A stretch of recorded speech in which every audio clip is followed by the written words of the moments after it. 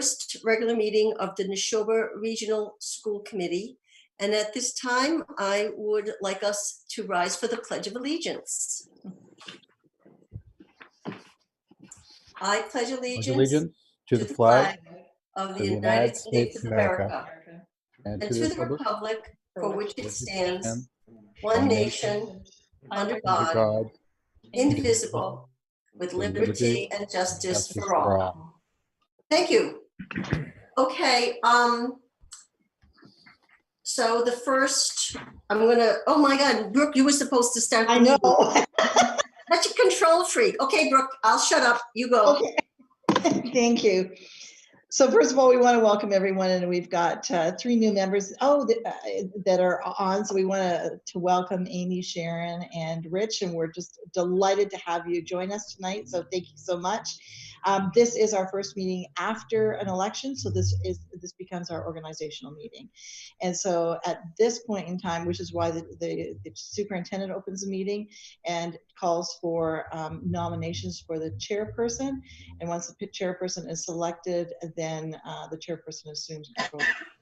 So I'm open to take nominations for. I would like to nominate Mrs. Catherine Codian to be chairperson of the Neshoba Regional School Committee.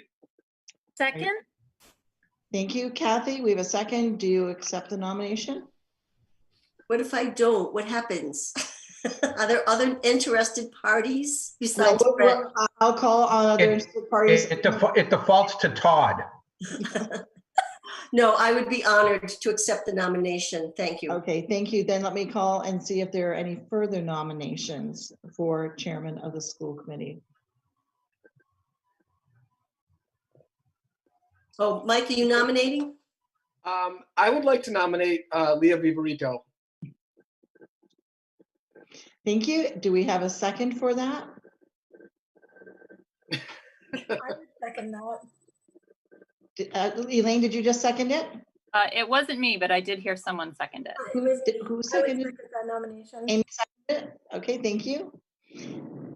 Leo, So I would not like to accept as much as I appreciate Mike's confidence okay. and Kathy's secret. No, I'm kidding. No, Leah, I was prepared to pay you a significant amount of money to accept this nomination, and I throw the election.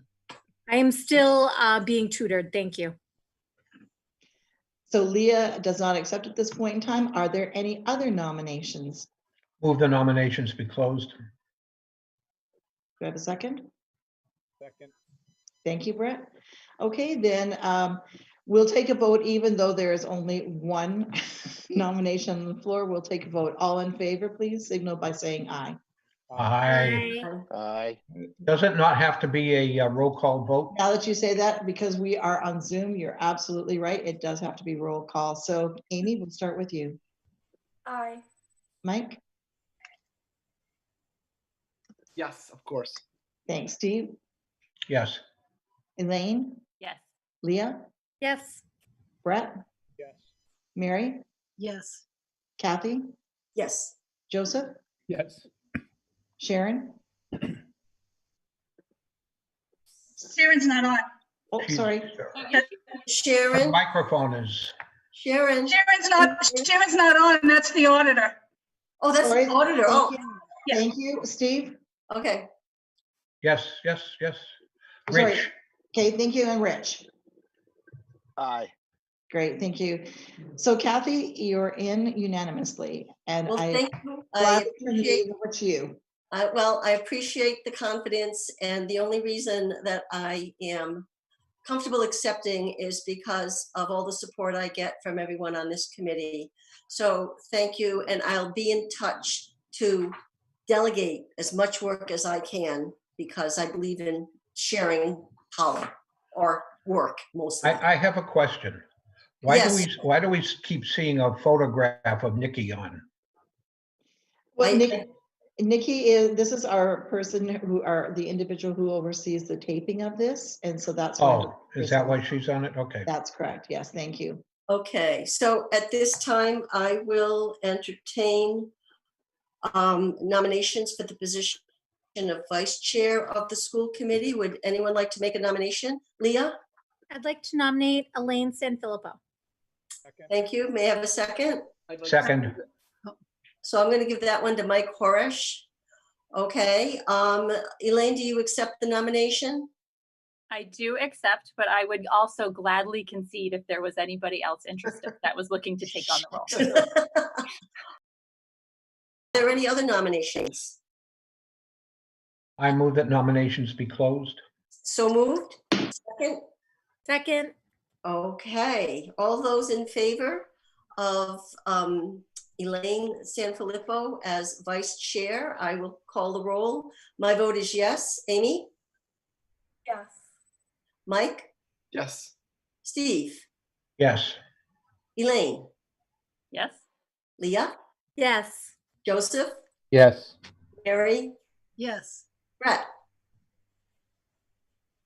Collins? Yes. Uh-oh, okay, good. And Rich? Aye. Okay, thank you. So now the next position we seek to fill is that of secretary. Now, oh, Alita, Seconded that. I beg your pardon? Who seconded that? Who seconded? Mike. Mike did. Mike. Of course. So just for the sake of clarification, Alita is the secretary when we have our regular meetings. When we go into executive session, we need to have a secretary from among the school committee because these are closed sessions. Now that being said, we have 2 executive sessions tonight, and our past secretary, Steve Rubenstein, has graciously offered to do the minutes tonight because it would be too much to expect, I think, someone to just jump in cold. So with that in mind, I'd like to entertain nominations for the position. Leah? I'd like to nominate Steve Rubenstein. Steve, you have to speak up. No, thank you. I Okay. appreciate it, but no, thank you. Okay, so Steve respectfully declines. Any other nominations? I would like to nominate Leah Beverito. Leah? Turnaround's fair play. Oh, That's- come on. That's, I will accept. Thank you. Can I have a second? I'll second. Thank you. I'll call the vote. Kathy Codian, yes. Amy? Yes. Leah? Yes. Elaine? Yes. Steve? Yes. Mike? Aye. Brett? Brett, did you say yes? Yeah. We're losing Brett. Okay, we gotta work. Got some up, yeah. Mary Yes. and Joseph. Yes. Is- Thank I you. got it. Okay, and Rich. Aye. Oh, yes. Okay, so Leah, thank you. We will, you don't have to start tonight. Alita will give you whatever training is necessary. And luckily we don't have a lot of executive sessions, so it just might be the title that you can revel in and not the actual job work. Okay, just before we get into the rest of the agenda, I'm wondering if, Alita, do you have Sharon's phone number? All right, I'm gonna send it to you. If you could call and check on her, please. What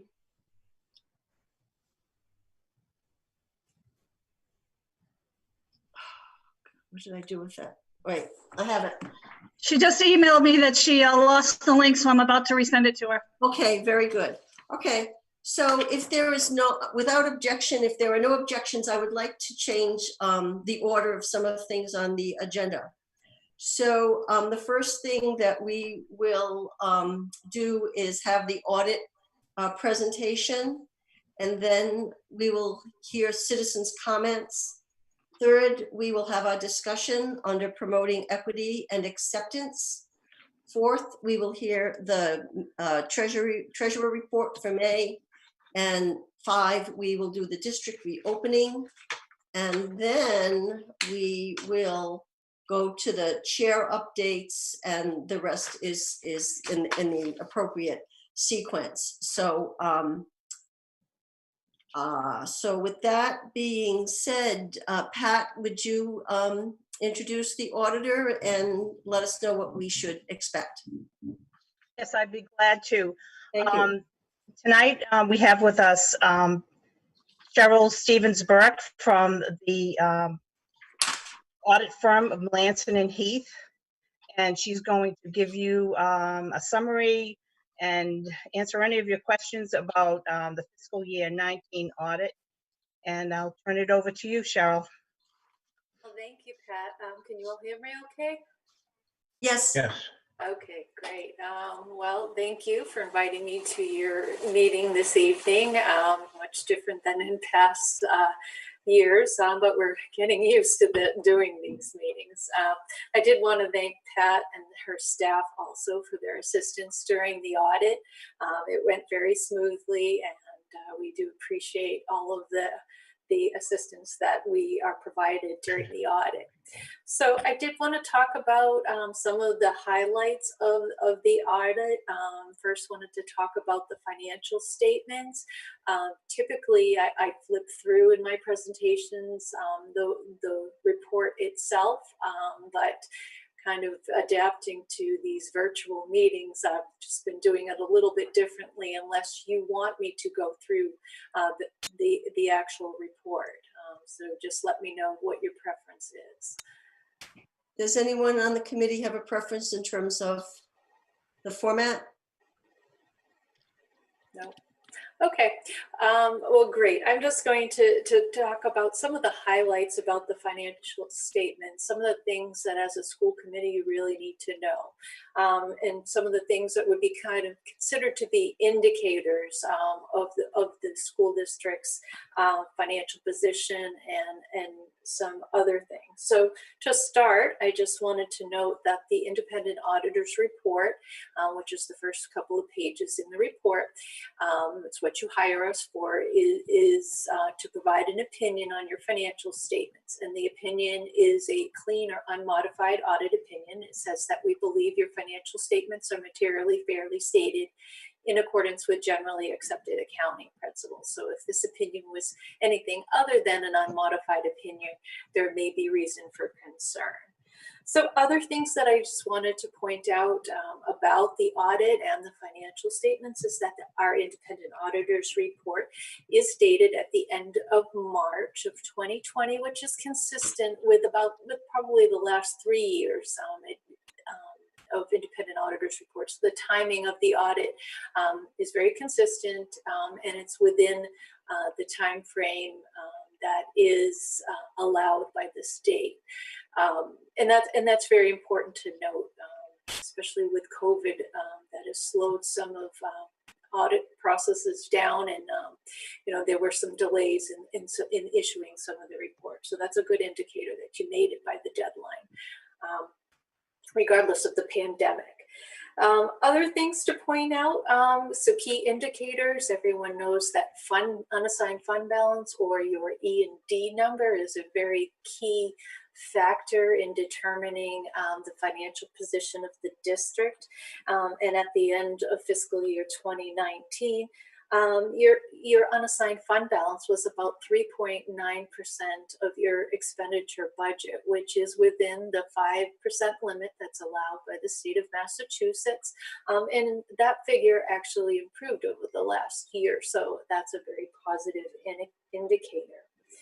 Other things that are important to note when reading your audited financial statements, if you have any fund balance deficits, and primarily in the past, where you see those is in your grant funds, because those grants are funded on a reimbursement basis, and basically you expend the monies before you receive the revenue back. And that creates at any point in time what looks like a deficit, but that is part of our audit. We do look at those very carefully to make sure that they're not like a revolving fund that has some issues, some operating deficits and things like that. So most of those are a result of timing differences in receiving the money on those reimbursement-based grants. Other things to look at, when you look at the income statement, your fund balance in the general fund went up overall by about 116,000. And there's also a budget versus actual page in the financial statements that shows a comparison of your general fund final budget to the actual figures on the budgetary basis of accounting, and that shows a net positive results as well. So you received more money than you budgeted, and you also spent less than you appropriated. So both contributing to that positive result. Other things to note, no management letter again for fiscal 2019. Over the last 3 years that we have been your audit firm, a lot of improvements have been made. If you recall, in the first year, there were quite a bit. But so that's very important to note that you have no management letter. That management letter, if there was one, would report if you had any significant deficiencies or internal controls. In internal controls or material weaknesses in internal controls. So that's a very, very positive indicator. With respect to what is called the government-wide portion of the financial statements, that's the first couple of pages. When you start to look at the numbers pages of the financial statements, that's the page that includes all of those unfunded liabilities and things that a lot of the bond rating agencies look at. That is still an ugly looking page, and it's because you've implemented a couple of GASBs in recent years, GASB 68 related to the unfunded net pension liability, and GASB 75, the unfunded liability related to other post-employment benefits, OPEB. So that still looks a little ugly, but you're not alone. Almost every governmental entity that participates in a retirement system or offers post-employment benefits to their employees is in a similar situation. So that is something that is important to note. Other deliverables that were part of our audit engagement include the single audit report, which is a report on your federally funded programs. This year we looked at the IDEA program, and there were no findings on that, and the findings that were noted in 2018 related to IDEA were all resolved during 2019. So that's a huge improvement over the prior year. There is one, what they call an other matters finding, that does still remain in the report because you didn't implement or approve your uniform guidance policies until April of 2020. But now that they are in place, that finding will go away. So. And we also have a report on your end of year report that we've issued and is soon to become final. There's 2 findings in there, and they can be resolved with an amendment to your end of year report. So as soon as that is done, you should be good to go on that. So that's really a summary of the audit. Did you have any questions that I could answer? Aaliyah. So this is not for the auditor, but Alita, I think that Rich is in the waiting room because he had a technical difficulty. I just texted Alita about Joseph as well. He can't get back in. So any questions about the audit report? Mary. So through Pat, I did get an answer to this, but I still wanted to bring this up. This is page 25 under 3, cash and short-term investments and custodial credit risks deposits.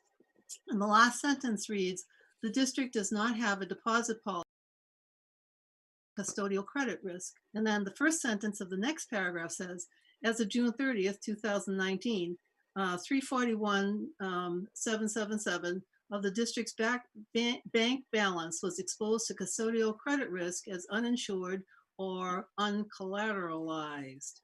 So that, $3,441,777 is the OPEB plan fiduciary net, which we obviously wish were more, but at least that's there. And so the answer that I got to this, I mean, I was just a little wondering, that would seem that we wouldn't, that's money that we're happy that's there. We wish there were more, but when I read that it was exposed to custodial credit risk as uninsured or uncollateralized, I did ask about that. And since it's in the report, but the answer was that that's okay. But I just wanted to bring it up with the whole committee, and maybe Ms. Burke would like to comment on that, or that most districts, I mean, that the money seems fine where it is, or Pat would like to. Pat, I do recall you forwarding this question to me, this question relates to a very specific disclosure requirement that came about in the late 80s and early 90s because of all the savings and loans failures that occurred when people had money in those that wasn't covered by FDIC insurance and so forth. And so that's why there's a requirement now for that to be disclosed in the financial statements. However, it's really not unusual to have holdings that are not insured or collateralized. Best practice would be just to make sure that you have your holdings in a stable financial institution, and at least your treasurer is taking a look at that on a pretty regular basis. When you look at the dollar amount of holdings that you have that are not covered, it's relatively small, but certainly something to think about maybe is to implement a policy. Some school districts do have a deposit policy that they follow. Mary, does that address your question? You have follow-up? It does. Okay. No, I guess the only thing would be, do you recommend that we would have such a bank holding that would be insured and collateralized? Again, it's not necessary to have it all insured and collateralized. It does cost money if you have holdings in excess of the insured amounts or the federally insured amounts. I think what I would recommend is maybe considering a policy that would be considered to be a best practice. Maybe look on the GFOA website, the Government Finance Officers Association. They have lots of good templates for policies. And then maybe as part of the policy, having kind of a formal look at it, maybe quarterly or something like that, just to take a look at your holdings and make sure that you don't have too much that's uninsured or in an institution that might not be considered to be a stable institution. Thank you. Other questions? Brooke? I just wanted to make a quick comment. To Melanson and Heath, we thank you so much. You guys have been amazing to work with over the last couple of years. And to Pat, when I look back 4 years ago and I look at tonight, how far have you come in that office? I'm just really, really proud of the fact that the findings are what they are, and the acknowledgement tonight of the number of changes that have been made in the last couple of years with regards to dealing with the fiscal component of the school district. And I really am appreciative of the hard work, Pat, that you and your office do. And Melanson and Heath, we thank you for your good guidance, because lest we forget, when we did the deep dive a couple of years ago, that really laid the foundation for us. So I feel we're in a fiscally very sound place right now, and that's a good feeling. So thank you to Melanson and Heath, and Pat, thank you to you and your office. And I want to just echo what Brooke has just said. I think really to appreciate what we're hearing from this report, we'd have to go back about 4 years and look at that report because it wasn't good. But, and again, Pat, with your team and your expertise and skill, turned it around, and there were recommendations that were just embraced immediately, and the next year it was so much better. So Pat, thank you for your leadership and for keeping an eye on the dollars and cents, and also keeping us informed and helping us understand the work that you do and the importance of what you do. So any other questions? Okay, I did make a note, and perhaps this is something that the policy subcommittee may want to explore, to go to the GFOA website and look at ideas for policies and whether we want to pursue one for that account that Mary mentioned. Okay, anything else? Okay, thank you. And anybody else? Okay. Oh, Elaine. I'm sorry, Yeah. we just have to move to officially accept it. Oh, thank you. See, you should be the chair because I forget this stuff. Okay, can I have a motion to officially accept the audit report? I will move to accept the audit for the year ending June 30th, 2019 as presented. Can I have a second? Second. All right, I'll call the vote. Kathy, yes. Amy? Amy? Yeah. She's muted. Okay. Okay. Mike? Yes. And Steve? Yes. And Elaine? Yes. Leah? Yes. Mary? Yes. Sharon? Yes. Rich? Aye. And Joseph? Yes. Brett? Yes. Okay, very good. So it is accepted.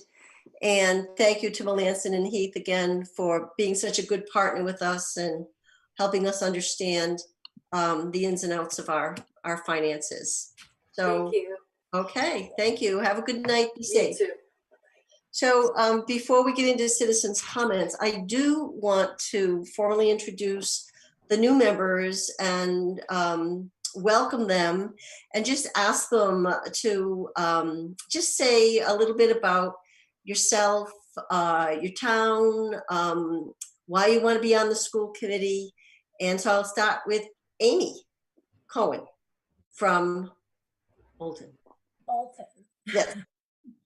Yes, hi, I'm Amy Cohen. Moved to Bolton 4 years ago. We were attracted to the town because of the reputation of the school district, the beautiful town to live in,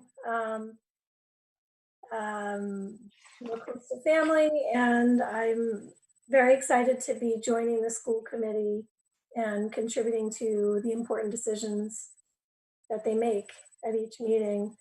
I think I mentioned I have 4 kids. 1 is in the high school now and 3 are in Sawyer, and they span all of the age ranges. So I'm in the thick of it, and I think I have my finger on the pulse, and I'm excited to be here. Thanks. Well, we're excited to have you. Thank you. Sharon. Myself. I'm Sharon Pock. I am from Lancaster. I have 3 children. My oldest is a 2019 graduate from Neshoba. My son is a senior at Neshoba, and my youngest daughter is entering 8th grade at Luther Burbank.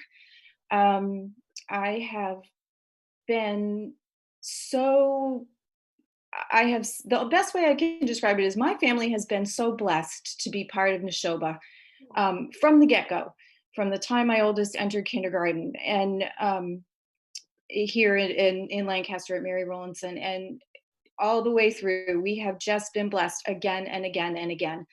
I have been on the Mary Rowlandson School Council and on the Luther Burbank School Council. And Laura Friend, principal at Luther Burbank, approached me a couple of times and said, would you think about joining the school committee? And this time it was the right time. So I'm really happy to be a part of this group, and I have a lot of learning to do, I think. Thank you. We're so thrilled that you could be part of this, and and thank you for the. I'm so glad that your experience at Neshoba has been so good. Thanks. And Rich Eckel. Hi, everybody. My name is Rich Eckel. I live here in Stowe. I guess, why did I move to Stowe? I grew up in the area. I grew up in Concord. And when we found out we had a 1.5-year-old, and then all of a sudden we were having twins 18 months later. So we went from man to man to zone. So we had to, we started looking around for a place to live that had a driveway and a garage. We thought that was critical. So we started driving out towards Concord, realized we didn't have the money to tear down something after we bought a house. So we kept driving to Stowe and really liked it here and have been here for 10 years. And actually our twins just turned 10 today. So that's how we keep track of the years. So my mom was a teacher for over 30 years in the Lincoln schools, teaching for the Hanscom kids, and then she taught in Concord kindergarten and first grade for many years. My family in general believes in community service, and so I believe in that too. I've served in a number of capacities on the soccer Stowe soccer board, now the Neshoba United board as well for soccer, and I've been on the finance committee for the last 7 years. Last 3 years as the chair. So my motivation is that this is an important part of my 3 daughters' development. I have an 11-year-old that's starting at Hale, and the twins are going to be 5th graders at Center. And being on the finance committee, analyzing the budget, 65 cents of every dollar goes to schools, right? To either Neshoba, the Lion's Share, or to Minuteman. So I'm interested a little more about how the budget works. I guess I'm kind of strange like that, but I'm mostly interested in understanding how the school operates and hoping to bring some of my tools and experience and skills to the committee. And I know all of the Stowe committee members well, and I've worked with Brooke and Pat, so hopefully I'll fit in and not rock the boat too much. Rocking the boat, that's how we have fun. Thank you and welcome. And I would be remiss if I did not congratulate Steve Rubenstein on his re-election to the committee. And as you may recall, Brett stepped in to finish the term of Elise Crossland and was with us in May, but now he has officially been elected to a 3-year term. So congratulations, Brett. And thanks for sticking with us. Okay, so the next item I will move to is citizens' comments. And the citizens' comments are all related to our agenda item and about the high school mascot. I have a statement to read, and then I have a few others, and I told the other individuals I got their permission to read excerpts from their statements, so I won't be reading the whole thing. But the first one is from the Citizens for Mascot Change. There's a committee that includes Jenny Blount, Laurie Burnett, Erin Bush, Alina Carter, Joanna Miller, and Maura Seiler, joined by Rachel Tepper, creator of the Change.org petition in favor of a new mascot. In listening to those who oppose change, one idea keeps coming up over and over again: the concept that a chieftain is the embodiment of a leader. It is clear that this idea is held within high regard and respect within the student and alumni community. We too find this to be an admirable aim. We understand that when Neshoba chose the chieftain as a mascot, the intention was to pay respect to the Native American people who inhabited this land first. While the use of the chieftain was originally intended to honor the Nipmuc tribe, it has become clear that in 59 years, the intent did not align with the impact. With expanding understanding and change in our society, it is time that we also change. Less than 1 year ago, the Nipmuc Tribal Council wrote, "We have very publicly decried the use of Native American mascots, even when the organization using said mascots believes that they are in some way flattering or used as a means of honoring Native Americans. Uplifting their voice is a letter from the Wampanoag, and I'm probably pronouncing that wrong, Language Reclamation Project to our high school, asking for the removal and replacement of the chieftain mascot. And I will include that letter as part of the meeting materials. Within the calls of this anti-racism movement we are living through, one phrase comes up time and again: know better, do better. With the above statement and decades of evidence-based research, we know better, and now it is time for us as a community to do better. It is our hope that when the time comes to pick a new mascot, the ideals of the group who originally picked the chieftain's mascot are upheld, and a new mascot will be chosen, which will bring pride to every member of the Neshoba community and alienate none. Finally, we support the alumni, the students, the parents, and the community. We recognize that this is difficult for so many reasons, and we want to stand together with our community. As we dig deep for so many reasons, we want to stand together with our community. Oh, I'm sorry.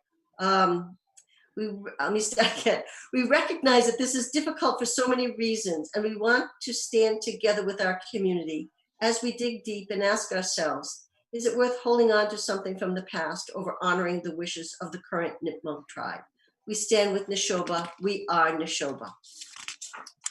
The next comment I received is from Brooke Lindsay, who is a rising junior at the high school.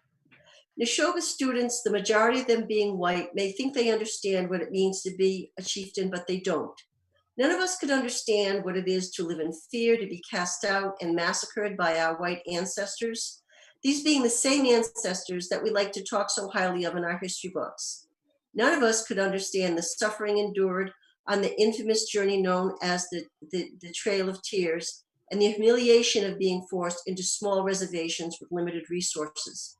None of us could understand the feeling of neglect when reservations requested help from the government due to COVID-19, only to receive body bags in response. Native Americans have survived all this, and yet we still continue to mock them with caricatures of their rich culture and history. Rather than discuss how we have wronged them, we choose to hide behind offensive symbols and mockery. I ask you, how is this any different than the history of the Black race in the history of blackface in our country? Time and time again, white people exploit and humiliate minorities for our own benefit. Will you break the cycle? The next comment is from Natalie Lindsay, who is a 2015 alumni of Neshoba. Neshoba has a student population that's about 97% white and 0% Native American. Neshoba sits on land that was stolen from the Nipmuc Nation, land which those people were driven and on which they were slaughtered. To continue using this mascot is undeniably racist and disrespectful to a people who were systematically murdered and driven from their ancestral lands by the founders of this country.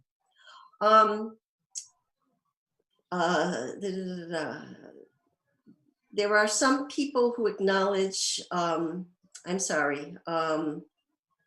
those who want to keep this tradition are doing so from some combination of misplaced nostalgia and refusal to acknowledge the implication in racist tradition. They will not present any argument that refutes the racism of this mascot. They will speak of how they were proud to be a chieftain and how it's tradition. I would urge you to realize that there is another segment of the student body that does not feel proud to have gone to Neshoba due to this mascot. And that of the few Indigenous students who have attended Neshoba, they may not have been able to feel safe or valued there. Changing a mascot will not negate good experiences students have had at Neshoba. It will just make it more possible for everyone to feel welcome and appreciated there. And this is from an alumni from the class of '91, Michael Blanding. In high school, I was a proud member of the Neshoba Chieftain Marching Band. I played the war chant on my trumpet as our drum major, dressed in fringed garb and feathered headdress, danced in mock Indian circles. We didn't know any better back then. If anything, we thought we were celebrating Native Americans for their leadership and courage. In the past 30 years, however, we've come a long way as a school, a community, and as a society. In learning about the harmful effects of appropriating the names and symbols of other cultures, I now believe it's wrong to take a still existing group of people and reduce them to a violent stereotype, whatever the intent. And that is especially true for a group of people that was persecuted and marginalized throughout New England and American history. For that reason, I was happy to sign a petition and support the long overdue change of the Neshoba mascot by dropping the name Chieftain. I hope you will too. Making this change does not take away from the many happy and proud memories we all have of participating in sports, music, and other extracurricular activities at Neshoba. On the contrary, it shows true courage, leadership, and growth as a community to be willing to examine ourselves and change when necessary to uphold our values. And then the last comment comes from Ramesh. Again, I apologize for mispronouncing the name if I do. Govindan. She says she's the class of 2009. I love Neshoba. The district gave me some of the happiest years of my life. Neshoba High School is a truly wonderful school which provided me not only with the best education I could have asked for, but with a loving community full of lifelong friends. While a student, the Chieftain mascot didn't bother me. As an Asian Indian American student, I only remember remarking on the irony of wearing an Indian headdress at cross-country meets while being the wrong type of Indian. It wasn't until I got to college at Dartmouth, which was founded as a religious school to, quote unquote, civilize the natives of New Hampshire, that I realized how harmful Native American mascots truly are. I always held the chieftain as a symbol of pride, honor, and strength. So it was surprising to me that Dartmouth had changed their mascot from the famous Dartmouth Indians to something lame like the Dartmouth Big Green. Through conversations with classmates, I discovered that modern Native Americans don't see these mascots as a sign of respect in any way. America as a country has never honored or respected Native Americans. We took their land, we drove them from their homes and confined them to reservations where they still live in deprivation today. To name our high school mascots after them is to rewrite history to make us look like we always respected them, to make us look better. Having a mascot that represents a group of people we persecuted and murdered because of their race, to trivialize them as emblems of physical strength and ferocity, to intimidate the opposite side in sports matches is not a sign of respect. It's using a culture we victimize for our own self-aggrandizement. We can take pride in Neshoba, one of the best schools in our area, both academically and athletically, without demeaning a whole race of people. I am proud to have gone to Neshoba, and I will always love our school, but that has nothing to do with the mascot. So let's change the mascot because we recognize that it's hurtful and insensitive, but keep our pride in who we are and what we do for the community. So I thank those who submitted citizens' comments, and I want to move to the next agenda item under promoting equity and acceptance. I want to acknowledge the engagement of the community on this issue. As of this afternoon, we have received 106 emails over the course of the past week. We are very appreciative of the respectful way in which everyone expressed their points of view. We also appreciate the many articles and research studies that we received on Native American mascots and iconography. Although there were opposing viewpoints, I think it's important to note the common values that came through in the emails. Among them, leadership, advocacy, pride, compassion, agency, equity, and justice.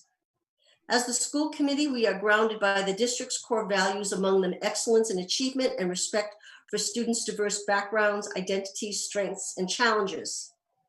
At our June 17th meeting, we added an emphasis on equity and justice and ensuring that voices, concerns, and fears in our community are heard and addressed. I would like everyone to keep our core values in mind as we have our discussion tonight. So before I invite discussion, I am going to exert my privilege as the chair to start off and give you my thoughts on this.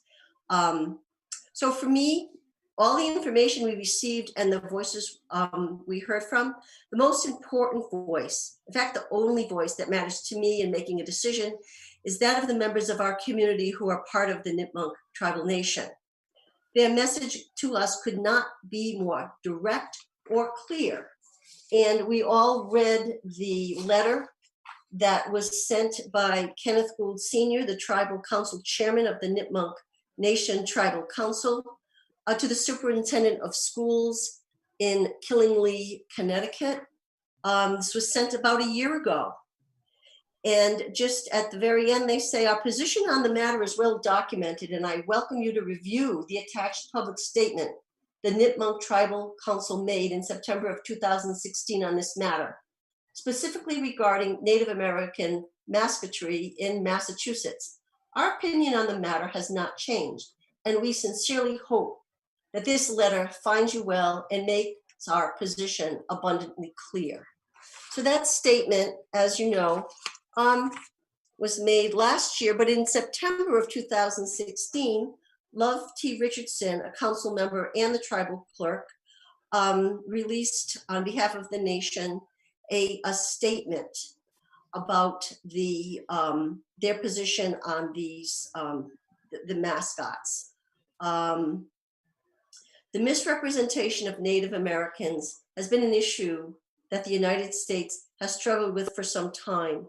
Native American youth have a suicide rate 3 times that of their peers, and Native American high school age males have a suicide rate that is 8 times greater. Mascoting Native Americans in light of these statistics is reckless and endangers the most vulnerable population of young people in the country, and is done purely for entertainment purposes. The Native American mascot establishes a hostile learning environment. The impact of stereotypes of my social identity of a group has been proven to cause mental health effects such as low self-esteem among Native Americans and negative attitudes towards Native Americans amongst non-Native Americans. When non-Native students are shown stereotypical Native American sports images, they are more likely to endorse stereotypes about other minority groups. The practice of mascoting a people gives the community the license to act out on the ugly stereotype and causes them to perpetuate it in public, much like the offensive war whoop and tomahawk chop. Imagine for a moment what these negative stereotypes mascoting would cause for African Americans, Asian American, and Latinos. There is a reason no one wants to be mascotted. There is a reason no other ethnic group is mascotted to the degree that Native Americans are. It means having our culture misappropriated without our consent, to have it clowned. Mascotting another group of people without their permission isn't about love, respect, and honor, but about privilege and power. The same privilege and power that discriminates against Native American people and our nation every single day. There are 43 schools in Massachusetts alone that still have Native American mascots. The schools can argue to keep their ethnic-related mascot if they have the permission of local Native American tribes. However, the Nipmuc Nation Tribal Council has unanimously voted that any and all sports mascot depicting Native people is directly tied to the history of genocide in this country against our people. The use of ethnic-related sports team mascots, symbols, and nicknames has to stop. It's from 4 years ago.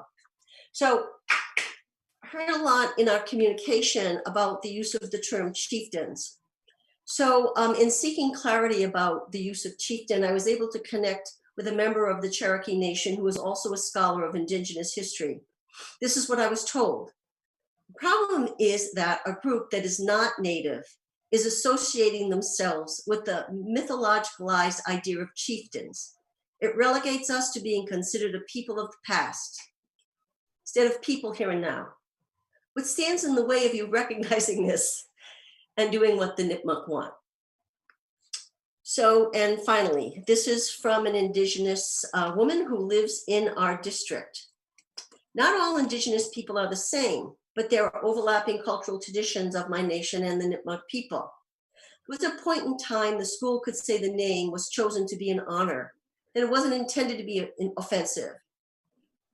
that having native themed mascots, memorabilia, and pretending to be Indians for school spirits wasn't supposed to be dehumanizing and normalizing racism to the students. That time is gone. Keeping something because it's tradition, and the way things are in the face of new information is wrong. Isn't it better for a school to show their students that an important part of learning is changing when you're given new information? Here is an opportunity to create new traditions of treating all people, including Indigenous people, as human beings.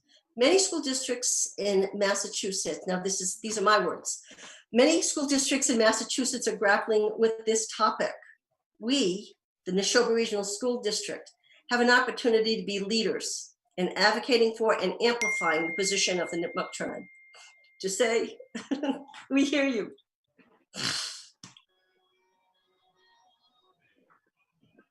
And to act in a way that demonstrates that we honor your culture. Sorry. I did more crying reading these emails this week, and I think some of you had the same experience. I don't know how you, for me, it was just a very emotional experience. And that's why I don't understand how we would not act to stop it. So now, well, I composed myself, I will open the discussion, and please raise your hand and I will recognize you if you would like to speak.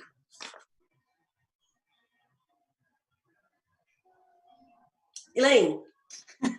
Okay, I was wondering who was going to start. I have a lot to say. I won't say it all, I promise. And I will try not to repeat some of the things that Kathy said.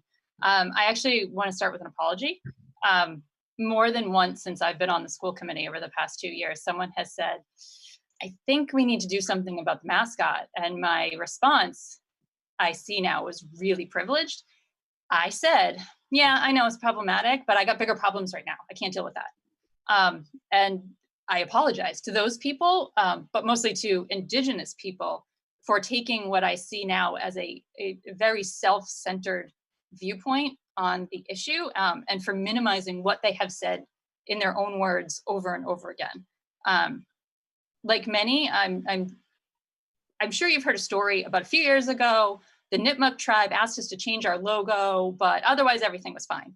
And I heard that story, didn't research it, took it as fact. That was wrong. And I apologize for that as well, because I mean, it turns out the story is completely false, but I did the easy thing by not looking into it more. Which brings me to what I think is the overwhelmingly central argument here. It's basically what Kathy said. The Nipmuc tribe has loudly and clearly asked us to stop using Native mascots. So for me, this is about consent. We don't have their consent in this, so therefore we stop. End of story.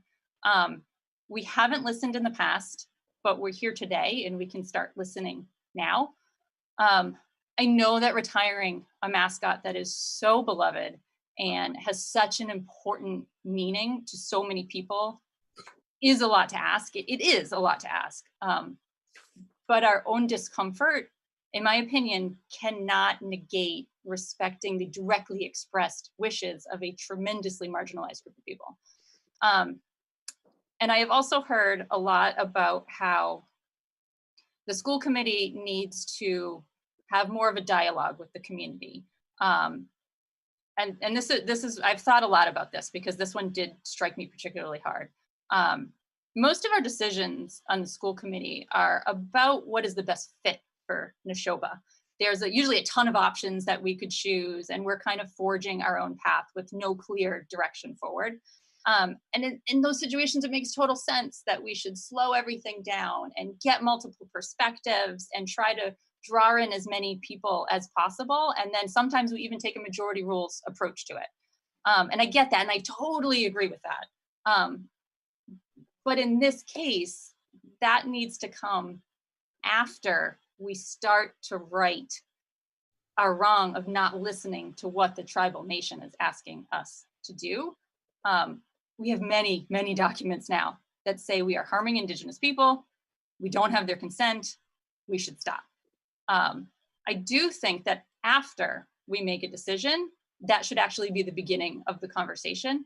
I think that we really need a community conversation about how to move forward. We all clearly need a better understanding of the history of the lands that we live on. And I read a lot of great emails about the values that students learned while they were at Neshoba. Things like leadership and teamwork and a strong sense of community. And I think that we need to talk about that. And how all students can strive for those goals and to take pride in them. Because the name that's on the uniform didn't make you a leader or a good teammate. Like, you did that. You did the work. The people did the work to instill those values. And that's what we should be talking about, the values themselves. We need to have a community conversation about the work that it takes to build those skills in our community and how we can all live those values. So that's my 2 cents on this. Thank you. Anyone else? Mary. Okay, and I do want to echo some of what Kathy said, and I just have every confidence that every member of the school committee who was on school committee and received over 100 emails read every single one of them as I did. And even when there were sections that were cut and pasted, there would be at the beginning some kind of identification of the person and explaining the person's relationship to Neshoba. And so for the civility and for the thought and care that people put into those emails, I just want to acknowledge that and thank people for that. As a former English teacher, I'd also like to say that those emails were so well written. And so to all of the teachers who had these, many alumni, many parents and students, all the way through up to the high school, great job, because these are intelligent, thinking, passionate people who wrote to us. So my doctoral dissertation centers on global education and the need to educate students as members of our global society. One avenue to do that is to increase cross-cultural understanding.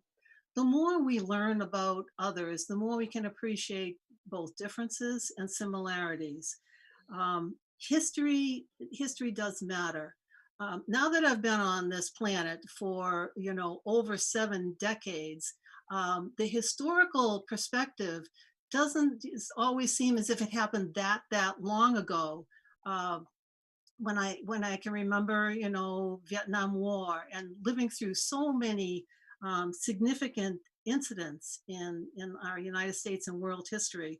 So, but there is a timing, and I also believe that we were created to evolve, to become more knowledgeable, to increase our frames of reference. And so I am very much in favor of moving as quickly as possible to retire and to replace the Neshoba team name, with all respect to, as people have said, to when it was originally brought about and the intention then. But the awareness that we have now compels us to move forward and to change. Thank you, Mary. Other comments?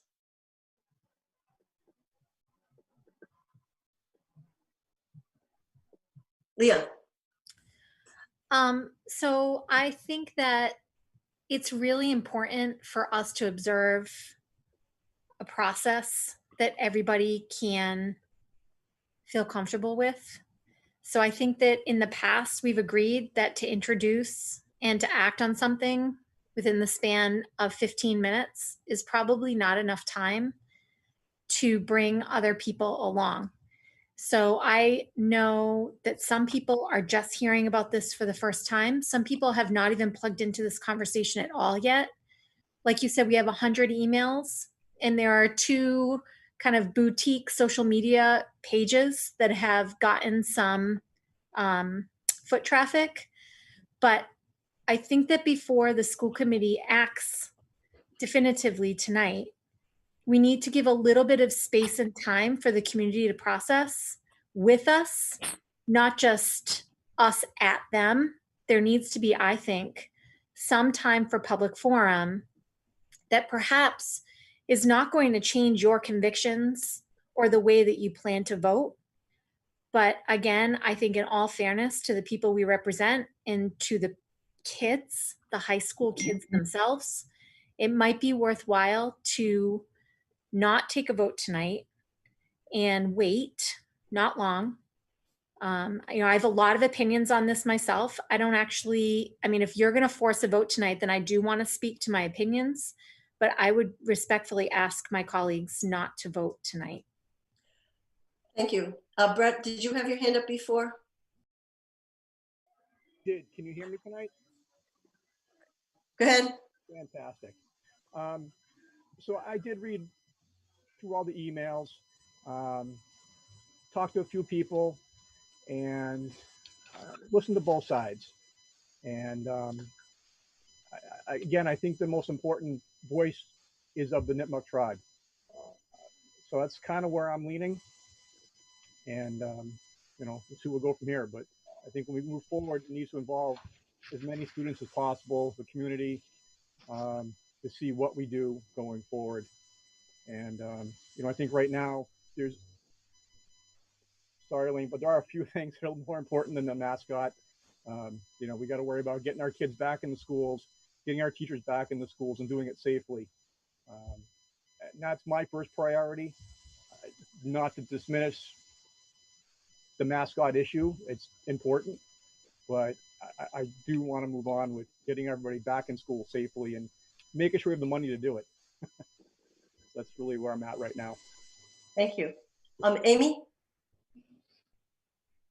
Yeah, I also have a lot of opinions on this, but to me, this seems like it would be very difficult not to take action on this, given the opinion of the Nipmuc tribe and their wishes, and also the fact that the school committee at the last meeting passed an anti-racism resolution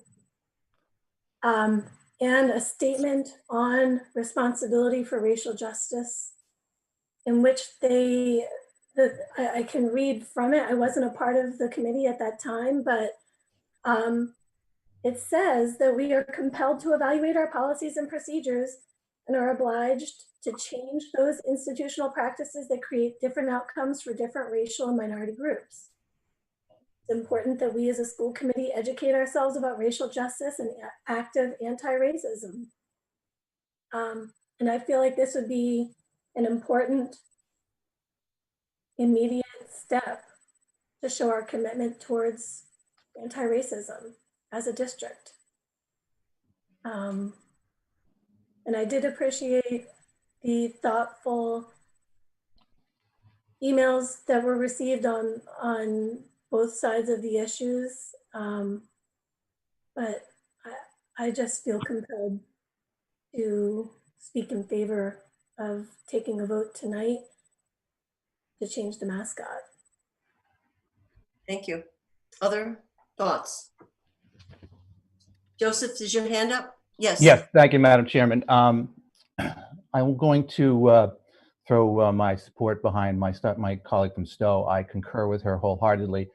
I think we've talked a lot about Native culture tonight, but I would like to remind our committee that of our own legal and administrative processes in our country, that the two pillars of our due process are notice and opportunity to be heard.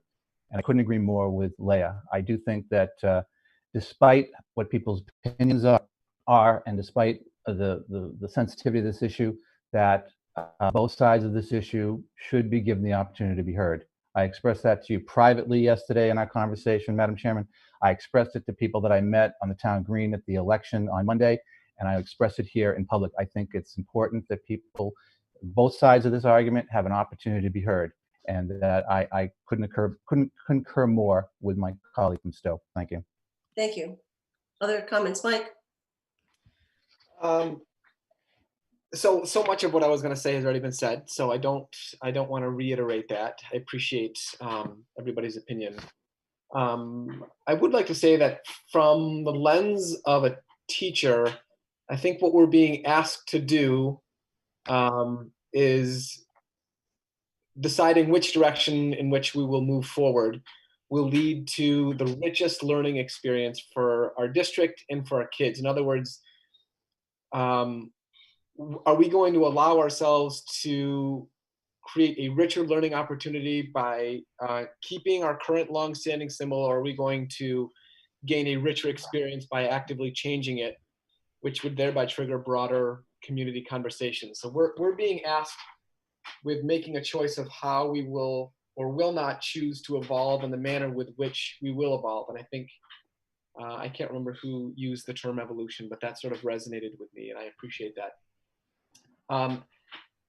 Having said that, I am not supportive of voting on this issue this evening, or frankly, any other issue on the same date at which, on which it was first introduced as an agenda item. In the past, I felt rushed when this has happened, and to do so tonight may put some in that same sort of uncomfortable feeling. And I think the decision to bypass this procedure runs the risk of being subjective. In other words, this is worthy of voting on the same night that it is first presented as an agenda item, and this is not. This we can wait on. So I think in the spirit of consistency, I think it sets a dangerous precedent for this committee to do so. Just like all of us, I have pretty strong feelings and convictions. As a matter of process, I would prefer to vote at the next earliest date, but not today. Thank you. Other comments? Steve? I just want to be clear that I've had a number of social studies teachers from the high school reach out to me, and they do teach the racism and the whole situation with the mascot and the whole thing, and they're concerned about the situation as well. But it is being taught in the schools. I mean, we do discuss it, and it's helpful because the mascot is there, because then they can discuss what went on. I want to bring up, and I know it really doesn't matter that much, but this is like couple $1 million issue if in fact we change the brand. It's not just change the brand, because you're talking uniforms and you're talking signage, and everything that we have is the N with the spear on it, which we went to, I believe it was Pete Richards probably 20 years ago, we tried to move away from the actual headdress and that kind of stuff. We've been very clear to the students they're not to do the chop stuff, and we don't wear the headdress, and the students don't dress up in this the way that they used to. It's a learning process, and we're willing to go whichever way you guys decide. But we are teaching the stuff in the school, and I want you guys to know that and understand that. Thank you, Steve. Other comments? Joseph? Madam Chairman, I believe Mr. Rubenstein had his hand up. I was actually going to make a motion, but I'd let Steve talk first. Oh, that's all right. Go ahead, Joe. I was actually going to make a motion that we table this matter until our first meeting in the fall. Okay. I would like to say I have come probably 738 degrees on this issue in the last couple of days, particularly today. For a long time, I was a firm believer that the only people who really had a right to decide on this were current students of Neshoba and the alumni. However, I've come to the conclusion that really is a bigger issue. And after reading 100 and some odd emails, I've kind of come to the conclusion that perhaps we as a school board need to, if for want of a better term, impose our decision upon the school. The other piece of my concern, or the other way I was thinking, is the ability to possibly separate the spear and feathers from the word chieftain.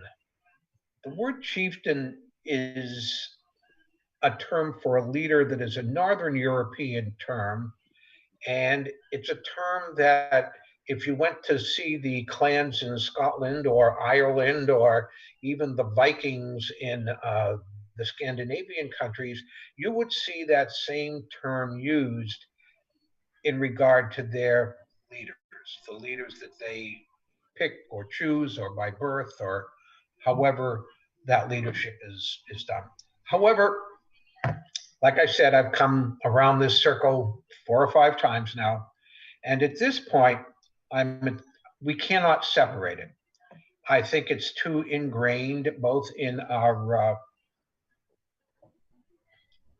privilege, and I'll use that word rather than the full word that's being used these days, to equate the word chieftain. It would almost be like saying sachem or medicine man or something like that. But the word chieftain has become too closely allied with the indigenous peoples that we have not been kind to at all. I'm currently reading a book about the Texas Rangers, and believe me, they are not the sparkling group of heroes that many of us grew up believing them to be, watching TV and things like that. I think, based upon our statement at our last meeting, based upon the 100+ emails that we have now received, that there is no reason for us to dilly-dally around this particular issue at this time, especially since we probably will not be meeting again until September, or at least until our goal-setting session, at which time I am going to be bringing up something that will probably upset some other people too, but it is within the same vein. I think that we really need to make this decision tonight. I'm sorry, Michael, if you feel rushed, but we've had over a week's worth of emails and plenty of time to really think about it. And I think that we should vote on it tonight and get the process started. Yes, it's going to be an expensive thing. And I think that there's no reason to delay it, especially based upon the way most of us, if not all of us, feel about the statement that we made at our last meeting. Thank you. Other comments? Leah? Oh, I'm sorry, Leah, can I let Sharon speak? Oh, sure. Sharon. I'm a new kid on the block here, so forgive me if I am not following procedure and I'm not nearly as eloquent as all of you others who have spoken. I guess I kind of have a question, and my question is, can it be a little of both? Because on the one hand, the argument is the Nipmuc Nation has asked us to stop, and it seems pretty clear that people are feeling like, that we need to make this decision now. But at the same time, there's definitely an argument to be made for processing and for taking time to really be thoughtful. And then there's this other piece that I'm hearing that is about communication and about sharing information with the community and processing information with the people of our towns. And I'm wondering, regardless of vote now or not vote now, how is the way to share the information and the thought process that is happening in terms of understanding the past, how this has evolved in terms of the mascot, and while 30 years ago it was a very different time, and we have learned and we are different now and we have a different understanding now, along with recognizing that for many of the people who wrote in support of keeping the mascot, the values that it embodied to them so that we're hearing, these are the values that people are holding: leadership, integrity. I've forgotten all of the ones that you listed. And kind of smooth the path a little bit, that these are the things, these are the values that we are looking at or upholding, and thinking about changing the name so that people are understanding that we're making a change in, or considering making a change. I'm sorry, I got interrupted by the dog. I got a little distracted. That we're considering making this change because, with our understanding of the way things are now, this is clearly a racist term. It is clearly something that the nation, the Nipmuc Nation, does not want, and has asked us to stop. But also we recognize that there are values here. So what can we come up with that will embody those values? Is this making sense at all? Well, I'd like to respond. Typically the school committee, the role of the school committee, one of the roles is to make policy, and our policies are based on a number of things, including state law and our core values. Now, we don't have a policy specific to this, but we've been very clear about our core values. Mm-hmm. And we value excellence. We say that we value respect for differences and cultural understanding. We made a commitment and we made a resolution to stand for active anti-racism. And I am passionate about, as you can probably tell, but here is a minority group. And the fact that there is a gross imbalance of power, in my mind, gross imbalance of power, we as the white majority are saying, yep, we hear you. Can you wait a little longer? Can you just wait? And I have a real problem with that. And Mike, I think that we have, there is no hard and fast policy about voting the same day as something is raised. And we have the facility to be flexible and we can make those decisions.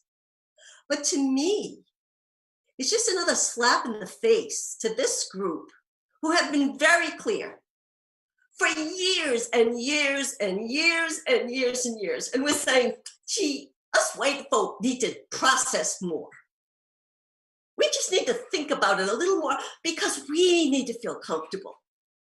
We need that. So please wait. You know, we all agree it has to change, but we need more process. I get that, but I don't agree with it.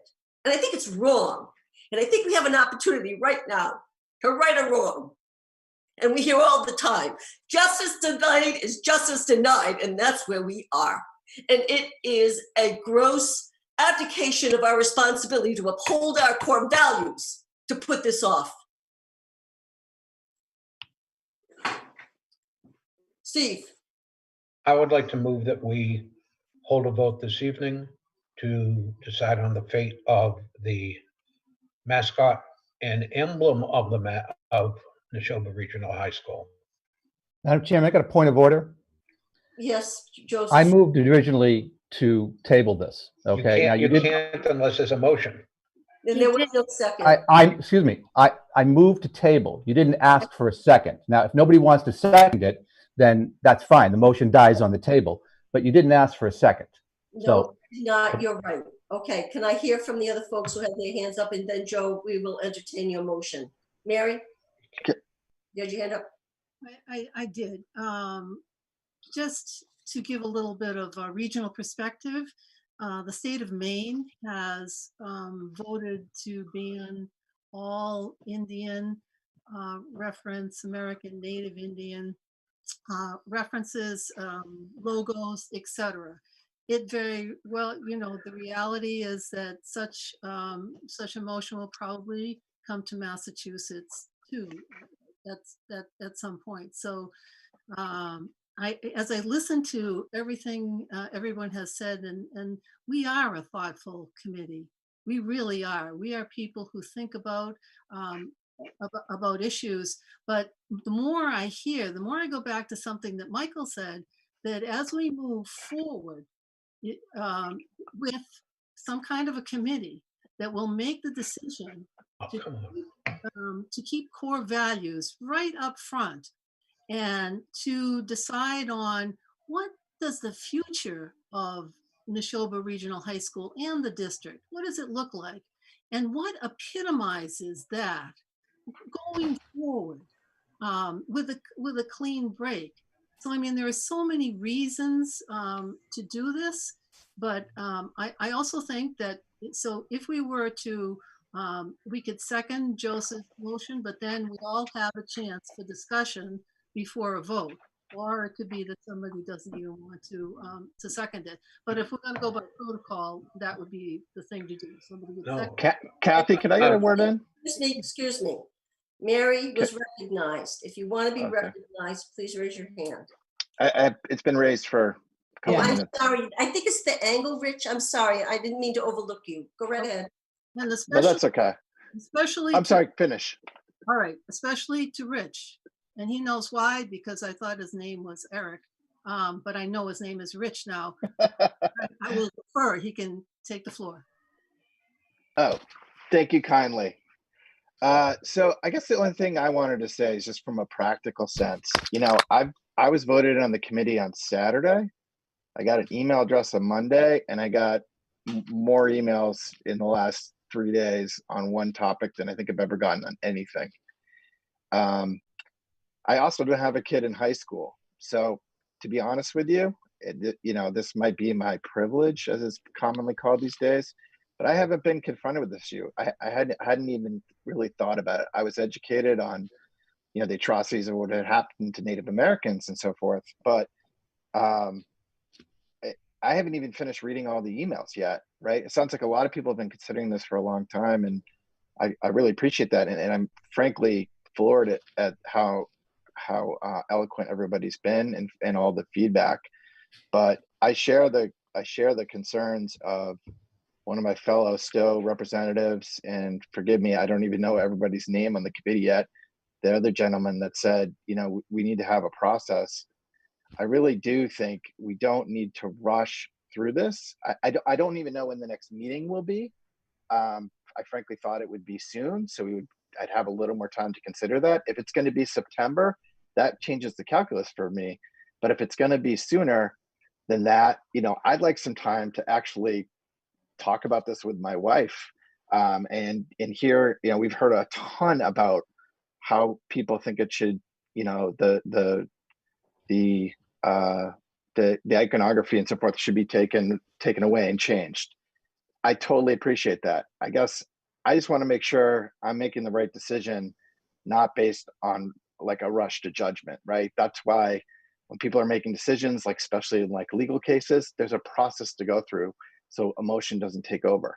And that's what I would be advocating. So I'll actually second if we're asking for a second, I'll second. But I want to somebody else. All right, Sharon. Okay.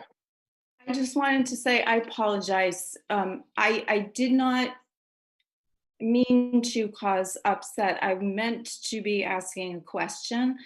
And I think that it kind of got lost a little bit. My question is how to present our thought process to the people, to our towns, so that we recognize that there are feelings on both sides and that we believe in this course of action that the committee chooses to take, and this is why, so that we are respecting we're respecting the people who are opposed to a name change because they feel like it embodies certain values, and we're hearing that you're saying it embodies these values, and we do embody these values, and we want that to be clearly reflected in who we present ourselves to be. And who we present ourselves to be is partly presented through our mascot and our logo and all of the things that we wear that present us. So I apologize. My Don't, Erin, I have to apologize for my emotion, because maybe I'm not, I guess what I can't understand, I really can't understand it. I can't understand why, when the Nipmuc Tribal Council says, don't use it, and we have all this evidence about why we shouldn't use it, that we equivocate. That's what I really don't understand. And I think there are other issues that will be unpacked from this, the cost. You know, this isn't, you know, we revel in our creativity and intelligence, and rightfully so. I think that making the statement that we hear you, we honor and respect you, and for me, all these years, I mean, Elaine apologized for not, I was on this committee in 2016 when it came before us. I could have very easily said, let's put it on the agenda. I didn't. But I guess I don't understand why we can figure everything else out with groups, with kids, with the community, but we have a clear, direct message to stop. It's disrespectful. And it's a product of your privilege that you have this control over us. And I just don't understand why we would persist in that for one more minute. Amy. Thank you for taking my comments. I wanted to just say that I didn't get to say that I appreciate the value in communicating decisions that are being made by the school committee on something as important as the mascot for the school district. And Leah, to what you said, I think it is important to give time for people to come along, I think is how you phrased it. But I definitely feel that the time for them to come along is as after the school district has made a decision to be anti-racist and to decide that the mascot that we have doesn't align with our core values, and then allow the community to be involved with where we go from there. And by community, I mean kids at the high school. I think that the students at the high school should be an important voice in any of the future discussions that we have around this issue. I think that is the time to bring the community into what they want their future mascot to be. Because right now, the mascot that we have, especially with everything that's going on in the world related to racial justice, racial equity, it would be hard for me to feel proud of joining the school committee and not making a decision to change a mascot that the Nipmuc Nation has asked us to change. Thank you, Amy. Sharon? So my question is, can we do both? Can we support the request of the people, the Nipmuc people, who have said to us, don't use this, and act? And can we at the same time support the feelings of the people in our community who want to stand for integrity, or what were the things? I don't remember them right now. Leadership, compassion, all of those things that people described as being part of their pride in being part of Neshoba. So I think we can do both. I think we can do both right now. We can make a statement that says, we hear that this is wrong. We hear that you are asking us to stop and we've been ignoring you, and we will act now. But we at the same time can respect the values that people have described and say, we will consider all of these things and join us in considering all of these things in moving forward, in choosing something else. I think that has been expressed, that there is the process moving forward to engage and to look at how we embody those values in other ways. Elaine and then Leah.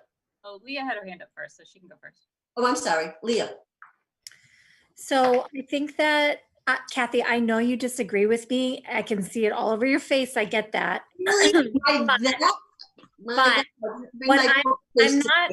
I'm not disagreeing with you on substance. I'm disagreeing with this on process. I think that for all intents and purposes, this moment is the first time some people have heard this topic brought up.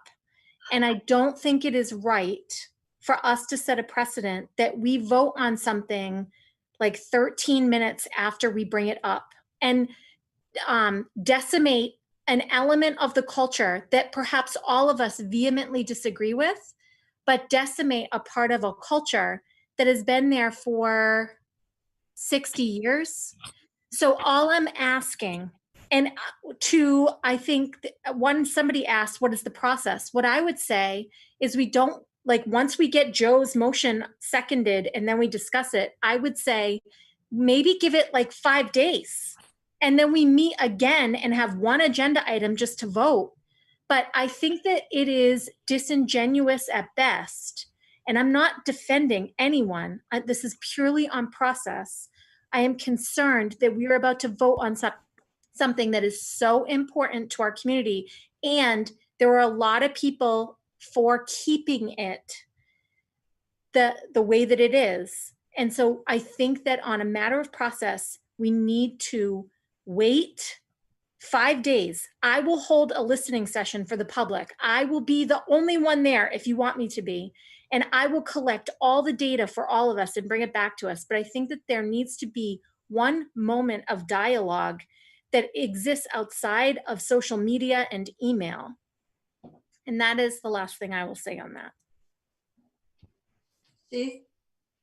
Being the make-believe parliamentarian of this group, or at least have in the past, Joe, is your motion to table the discussion or to table a vote? And if there's going to be, there has to be a motion to vote on it, seconded, and then you can put in, I think, your motion to table. And before we do that, Joe, let me apologize to you. I am not a parliamentarian. Steve may be a pretend one, but I am not one in any stretch of the imagination. And you come to us with a long background as a school committee member in another school district, so you're better versed in this. So again, I am passionate. I don't have a poker face or a poke or anything. I want to be respectful of the process in terms of the parliamentary, whatever it is that we're doing. So if I can rewind a little bit, Joe made a motion to table, but to Steve's point, are you tabling what are you tabling? What is your motion? Well, okay, the motion would be to table any vote on this evening. I'd like to put this over until our first meeting, whether it be late August, early September.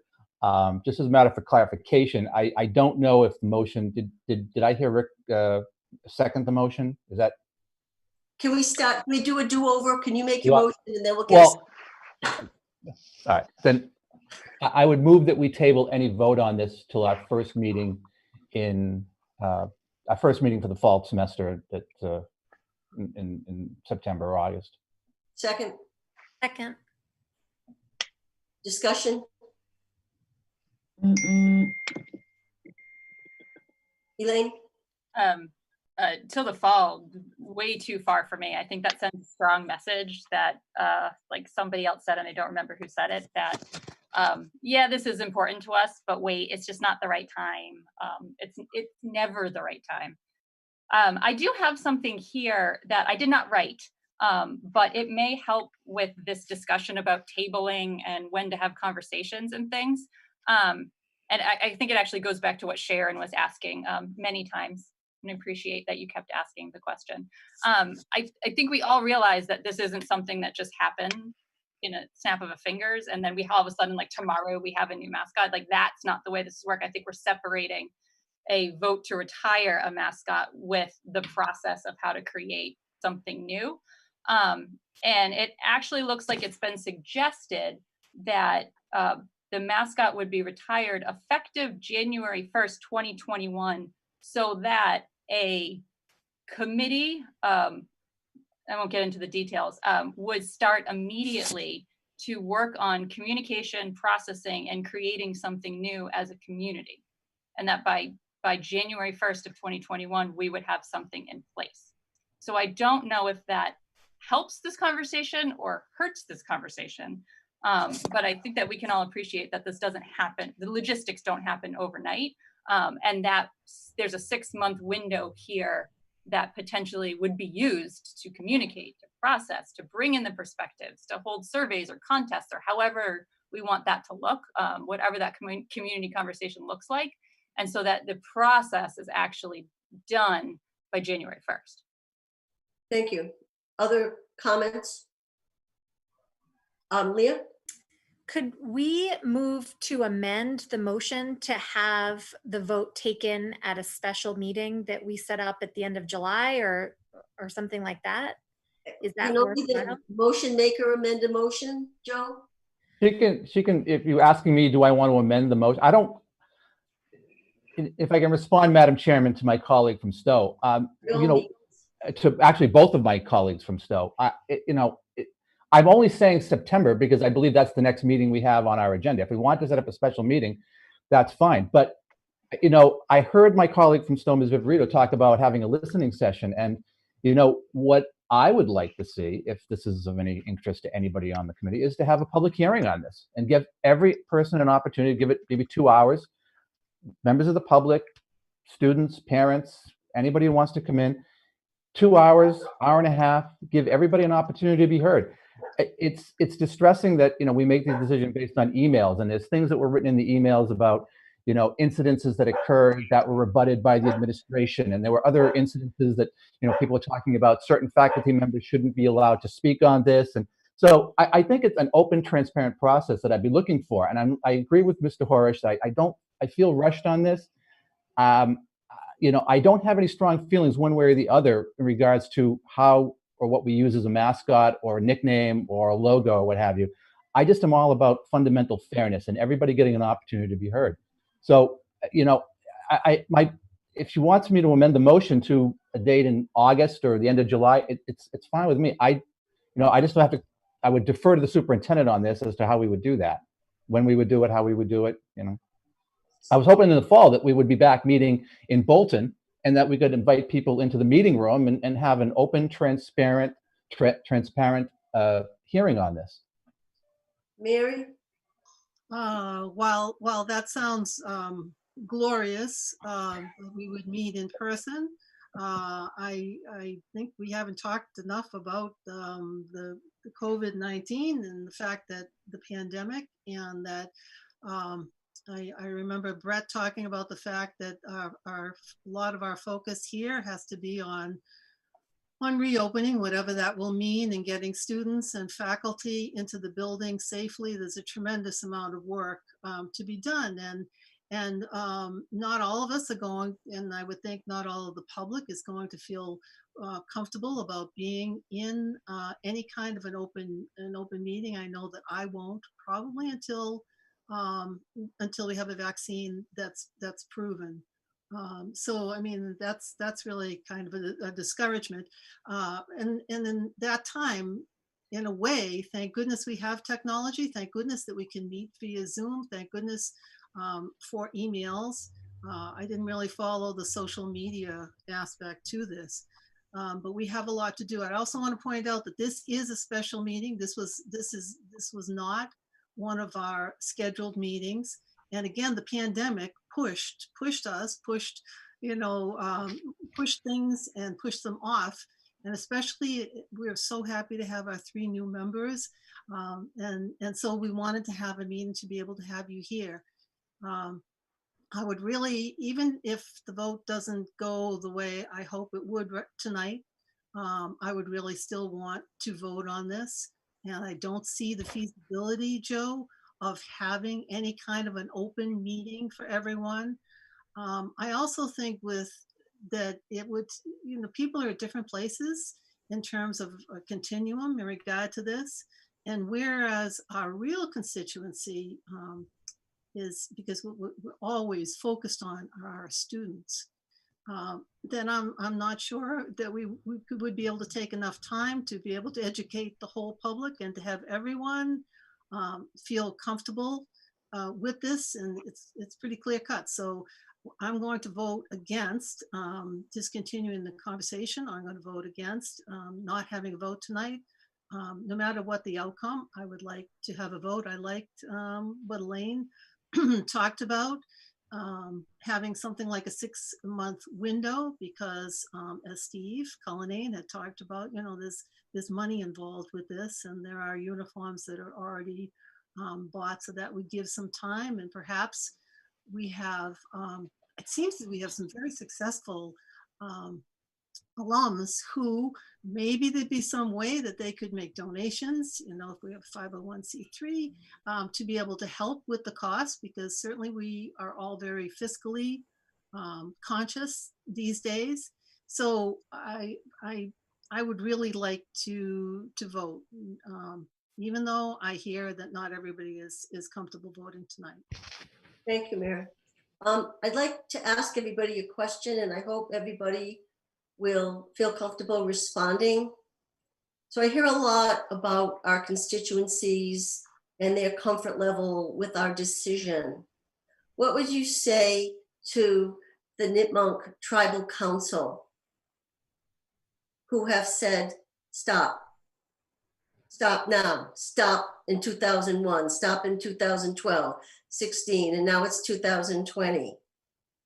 What would you say to them tonight? Leah? I would say to them that democracy is a process, and 1 week is, I think, legitimate.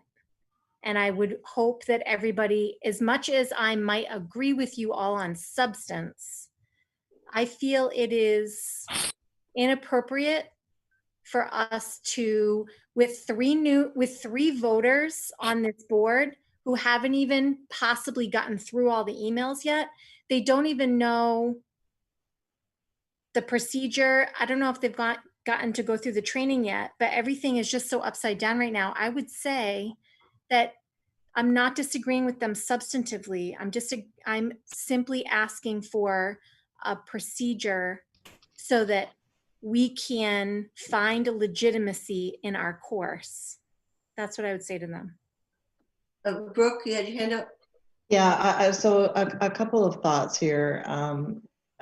First of all, I want to put on the table that whether you're a new member or a seasoned member, this is a difficult conversation. It just really is. This has come up before in my time since I've been here, and it has not made its way to the floor precisely as Kathy had alluded to. So this is not a new topic for sure. Just a couple of quick thoughts. Brett, to your point, and this has come up with a couple of you, and I understand the emotional piece of this, But part of my job is to balance between the emotional piece and the managerial piece. There are dollars attached to this. So we do want to put that out there. And we're not going to, you know, in the spirit of transparency, there's no way that you are going to be able to flip a switch here overnight, which is why I think, as Elaine had expressed, there would have to be a process here that even if you made the decision tonight. Pat and I have spoken about this, you know, we would almost say we need a longer process than 6 months just for the fiscal component of this, you know, for the, whether it's the signage, whether it's the uniforms. You think about the number of kids that are involved in just athletics alone, never mind everything else that's got the brand on it. So that is something that you're going to want to just be realistic about. So, I mean, I'm taking all the emotion out of the discussion by bringing that forward, but it's a reality, right? And so you're going to want to think about that. I also want to say too, just a couple of other quick thoughts. I think that the emails that we received were so incredibly well written. They really were, but it was clearly well organized. And so we want to put that out there too, that we accept that. I mean, certainly, you know, we're all in the business enough to know that we can see cut and paste, and we can see when that happens. But I would tell you that it was rewarding to me to read such detailed, articulate, well thought through emails from our alumni. And I remember saying because I like Kathy, responded to every single email that came in. And I remember it's particularly in the alumni thinking how proud I was of how thoughtful and the deep thought that was behind what they were putting into their emails. And you know, Rich had mentioned that he hadn't had a chance yet to read them. I really encourage that everybody takes the time to read all of them, because they all bring value. I do want to give this chair and this committee, though, even our new ones that are on here, I feel badly for our new people, because I bet you just feel like you've been thrown into this incredible discussion, this incredible topic. But it takes courage to have this kind of discussion. And I'm proud of the discussion and the depth of the discussion that's happening right now. And I think a strength in leadership and a strength for this committee has always been that they're not afraid to have the tough discussions. They're not afraid to agree to disagree. And that's what I'm hearing tonight too. I'm hearing that agreeing to disagree. One of the things that I said in a number of the emails that I sent back to folks is the notion of we want to make sure that we keep this as a civil, respectful discourse, because again, we are the leaders. We, you know, one of the, to Sharon, you weren't really asking this question, but I just want to put this out there because Kathy kind of alluded to it. When you look at the 3 key things that a school committee member does, and you'll see this when you take your charting the course, policy, and this really falls under that policy. I think it's also, and this came up in a couple of emails, I think that this is also an opportunity for the school committee to take a look and review what are those things that we hold tight to us? What are those characteristics that we want our kids to have when they leave? And what I loved in reading, especially people that have been out for 20 and 30 years, or even 15, and you feel those values come back in, and you know that Neshoba has done a great job. And that was the other thing I would say. There was no negativity in these emails towards the district or the school or any. Very, very civil, respectful emails that came in. And they have positive memories. And they talked about the teachers that have the love and the passion for teaching, and how much they learned, and how they felt incredibly prepared when they left Neshoba for college. This district for so many years has done an amazing job. I know that tonight is difficult. I know that. But I am so respectful. I just want to put that on the table, that you chose to take up this topic. I want to stress again to make sure that we balance, that our own emotions don't get in the way here, because even, you know, when we were talking, when we came together with a resolution about the social injustice, even for me, I remember saying some of the emotions that I felt going through that. And I felt the same thing when we were reading. Kathy, you'd alluded to this, and I'm sure that you all felt different emotions as you were reading through these 100+ emails. For Steve and I think it's almost just under 200 emails that we've received. You know, so there's a lot of voice out there, and so I say to everybody who sent us emails, thank you for taking the time. There were very few that were short emails. Most of them were long, thoughtful emails. And I'm very respectful of the fact that so many people thought to send us such well-crafted, thoughtful emails. I know that you're in a tough place though now, and you're going to want to move along, because we've got our lawyers, by the way, sitting there waiting to go into executive session, and we're still on topic number 1. So Kathy, I turn it back to you. Thank you. I just want to make the point that we can make the vote to retire the chieftain and still wear the same uniforms. I think just symbolically to make to set the intention. Nobody expects, I mean, it's like Elaine said, there's a process. We are fortunate that this is a fairly affluent district and people love to help. There are any problems associated with uniforms or signage, we can deal with the community. I am heartsick that we would ask the Nipmunk to wait a minute longer. That is me. And so if there are any more comments, I'll entertain the next comments, and then if there are no more comments, we will vote on the motion on the table. Elaine.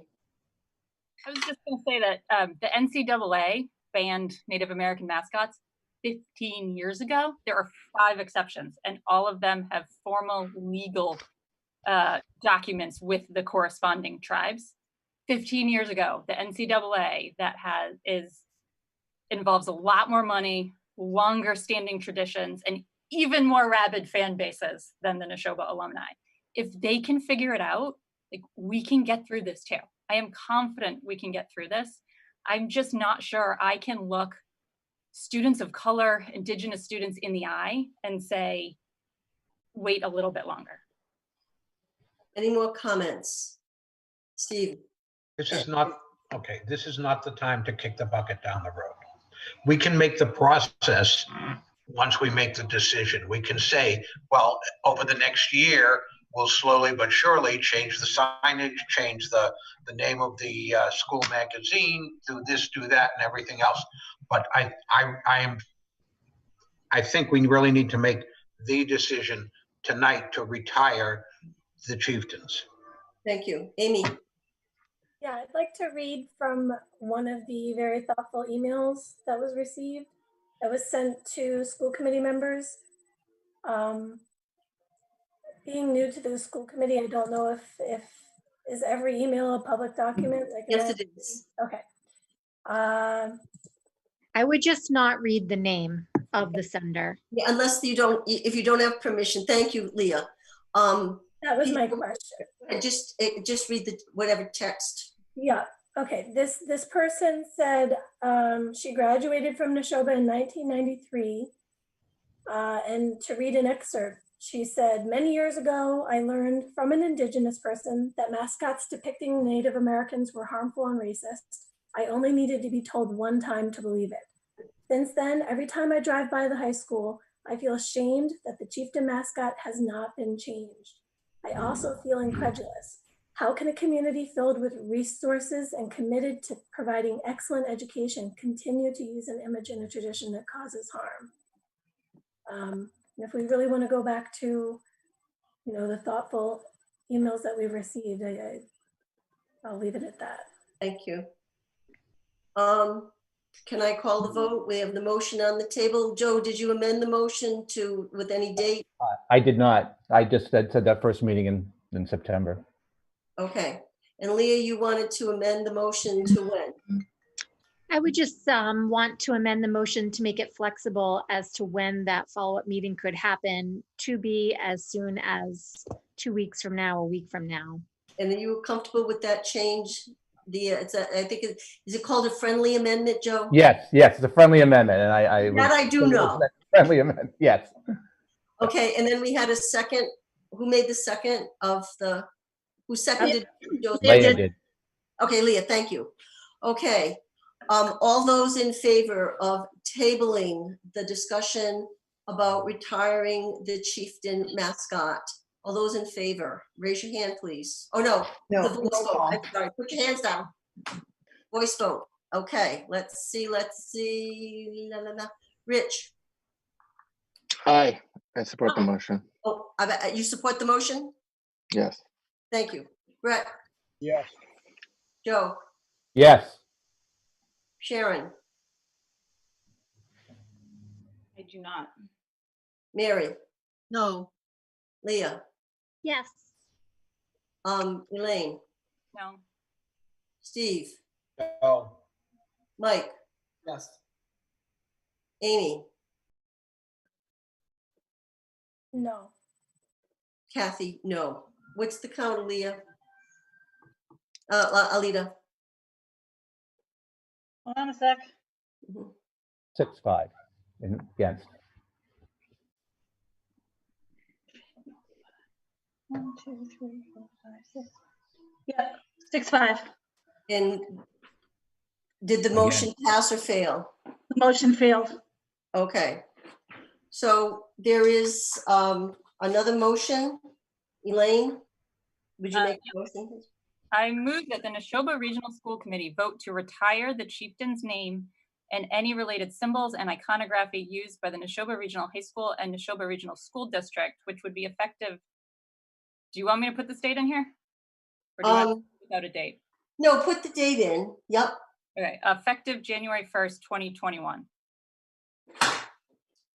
Okay, second. Mary seconds. And discussion. Mike? I think at this point, now that the motion to move has failed and we are obligated to vote, for me, now it's a no-brainer.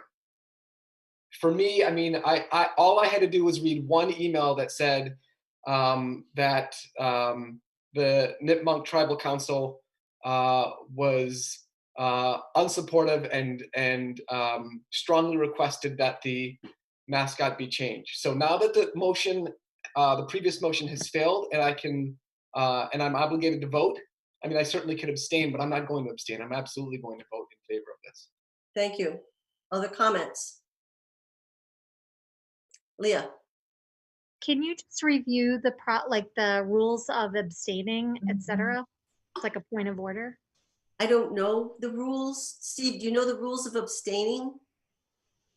You just abstain. You're either yes or no.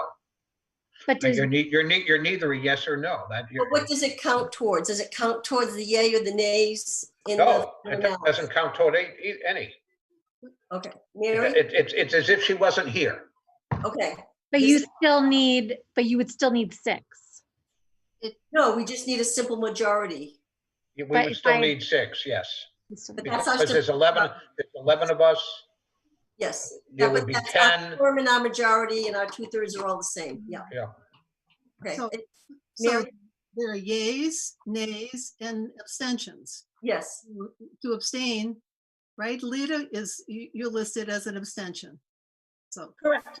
It's not an A or an A. Yes or no. Yeah, we would still need 6 to approve. Okay. Other comments?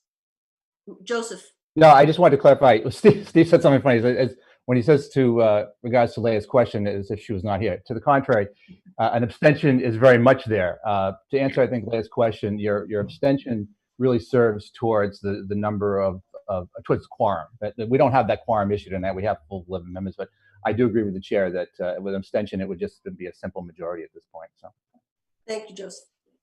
Leah. So I just wanted to say that all of you guys have already made your substantive comments and I have not really. So I do want to one more time go on the record and say that I'm uncomfortable making the vote tonight. Even though I know that this is longstanding, right? Like I've been a humanities teacher for 20 years. I got this all in my hip pocket. These are things that my students have been debating legitimately in my classroom forever. So I have opinions on it. I have fortunately been paying attention and listening to constituents, and I know that the majority of people who have reached out to us by far are in favor of changing the mascot. So I just want to say that in commitment to our resolution toward anti-racism, I take that seriously. I do see this as a race-based issue.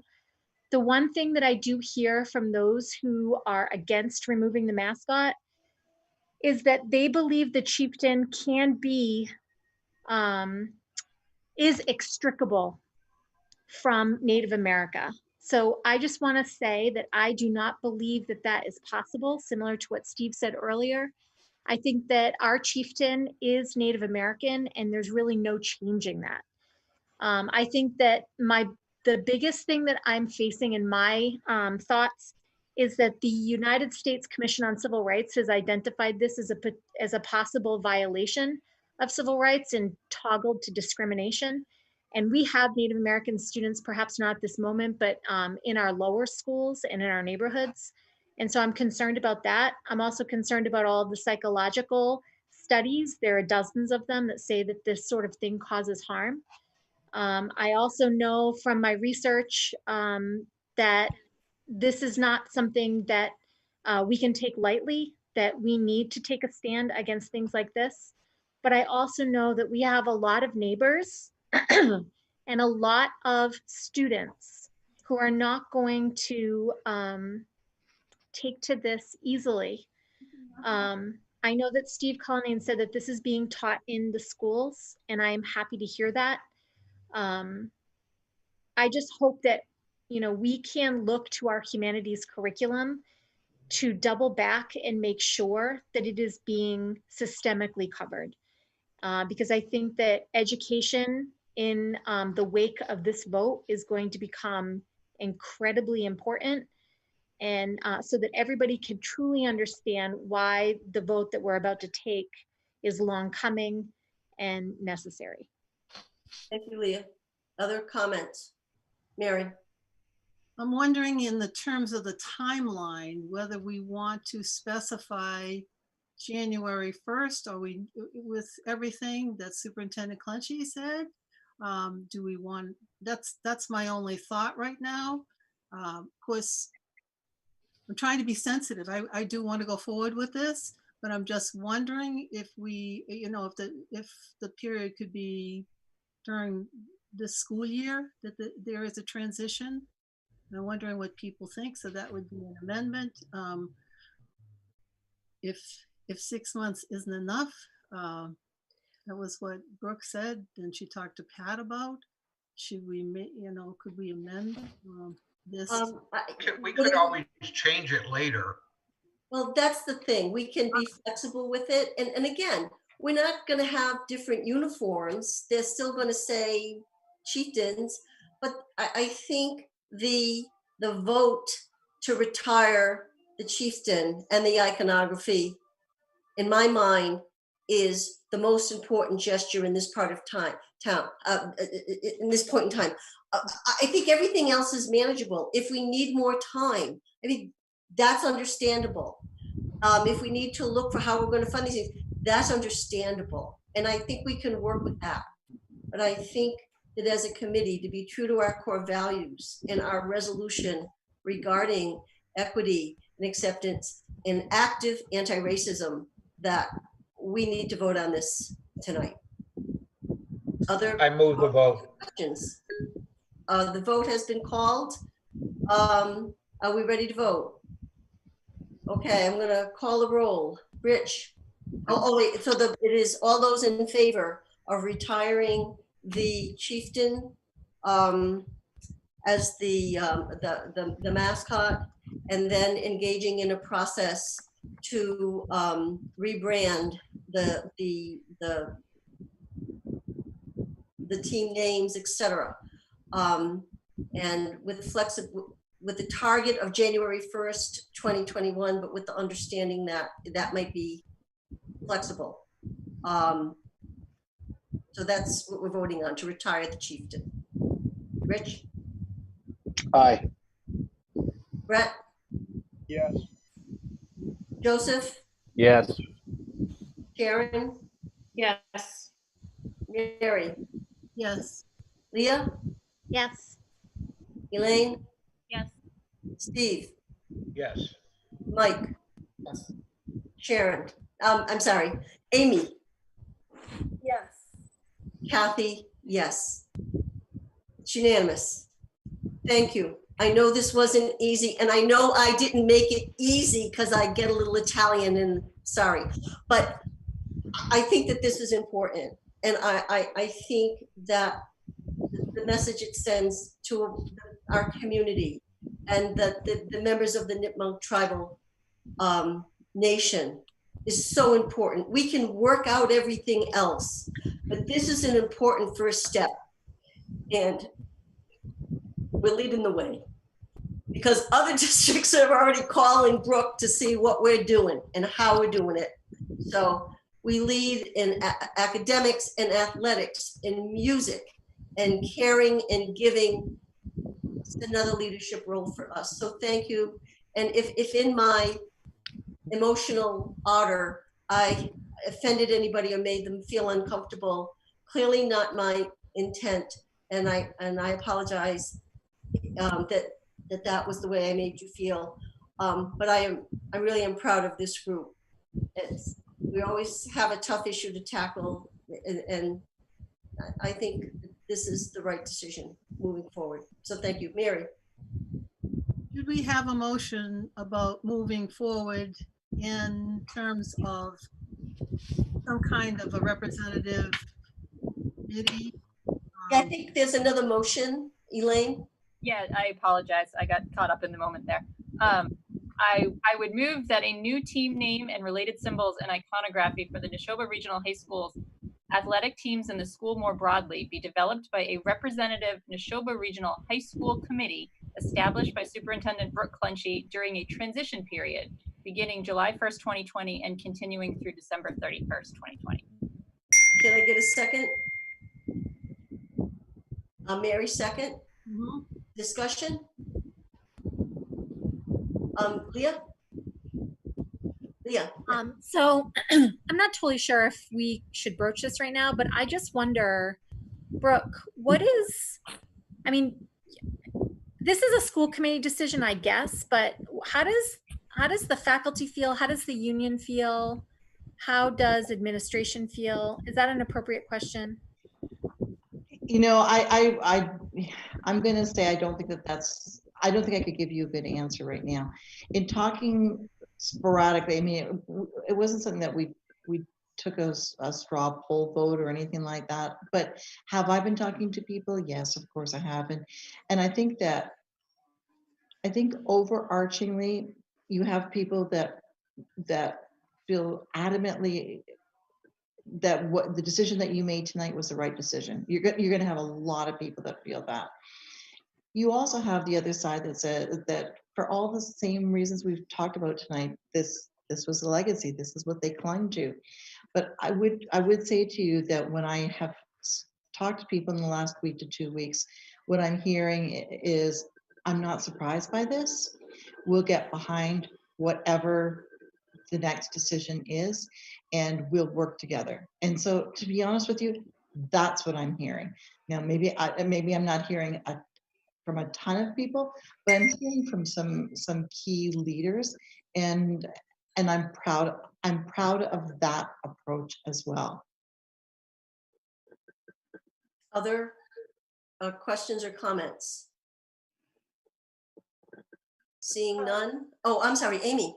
Well, I'd like to make sure that this decision, getting back to part of the earlier discussion, I'd like to make sure that this is communicated in a way that explains the decision in the context of the NRC, the school committee's responsibility for racial justice. I'd like to make sure that it references that and how this supports our core values. Yes. I think we can make sure that that happens, Amy. I think that that's critical. And thank you for bringing that up, because I think the context is very important. And I would just want to add that I would like to put together a resource binder, if you will, virtual and tangible, with the most pertinent documents that have come forward, to include the direct communication from the Nipmuc tribe, because this information was out there, but we didn't have it. And I think it's important that we have the documentation in case somebody wants to go back and revisit this. And so that's something that I am happy to work on and compile and then bring it forward to the committee. The other thing is that there is obviously the recording of this, and there will be some documents that were referenced that will become part of the meeting materials that'll be posted on the website. Yes, Elaine. I just wanted to say it doesn't need to be in the motion or anything, but I would encourage for this next phase to cast a very wide net with whatever this committee looks like. I think it's a great idea to have it be driven by the students at the high school specifically, but still try to bring in all of these different constituencies to be a part of an actual dialogue about everything that we've said before. What are the values? What do we want to epitomize? And then what does that look like in terms of a logo and a symbol? Thank you. Mary. I want to add on to that. Definitely the students, having been a high school principal and taught most of my years in high school, I have to say that high school faculty is so imperative.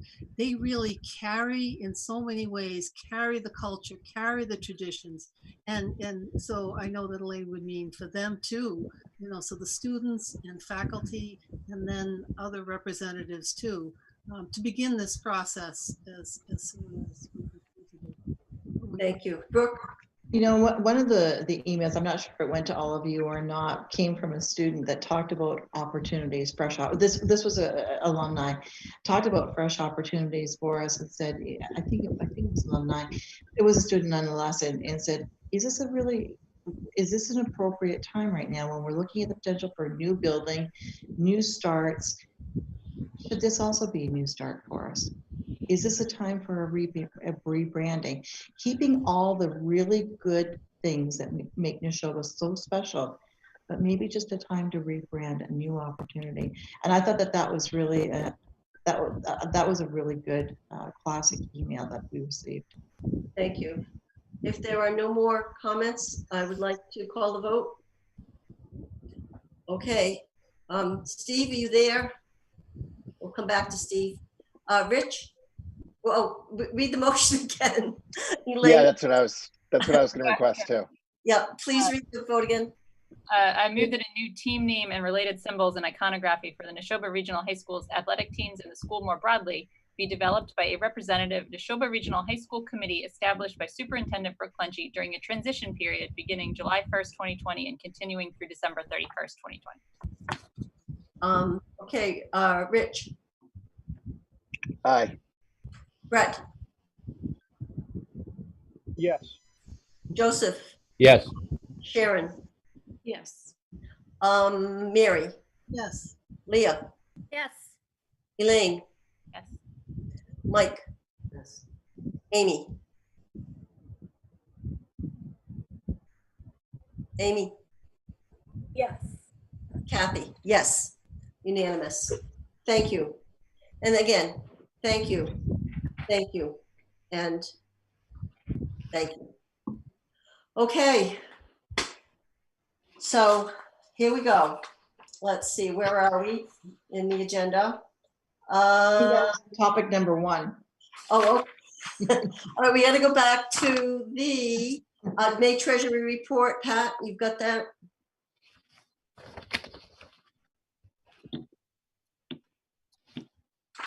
was just my screen, hold on. Yes, this is the treasurer's report for May 31st, 2020. I don't know if anybody has any questions. You see this every month. It's something that our treasurer brings forward. Every tried to download it, it told me that it was not available. I know. I noticed that too, Steve, and Alita fixed it. When? 'Cause I tried this and it still was not working. Are you able to put it up on the screen? No, that's all right. She can email it to me, okay?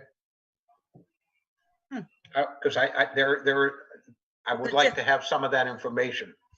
Steve, it's in the packet now. As of when? Because it wasn't there this afternoon. It was there. The link was broken sometime today. Oh, okay. It's refixed now. Thank you. Any question? Can everybody see it? Or did you want Pat to put it up? That's all right. Okay. Any questions for Pat? Seeing none, thank you, Pat. You're welcome. And our next item is then the district reopening. So I'm just thinking, I want to be, just refresh your memory that our lawyers are waiting for us to go into executive session. So, you know, Todd said to me, he texted and said, should we ask to postpone this, or can we just go through really quickly? So I'm suggesting that we go through this really quickly. I would agree, because I think we need to know what's, yeah, I know it's a moving target, but wherever we are right now. So Todd, can you share that with us, and let's start with the chart, and then we'll just kind of go through that and just do a quick.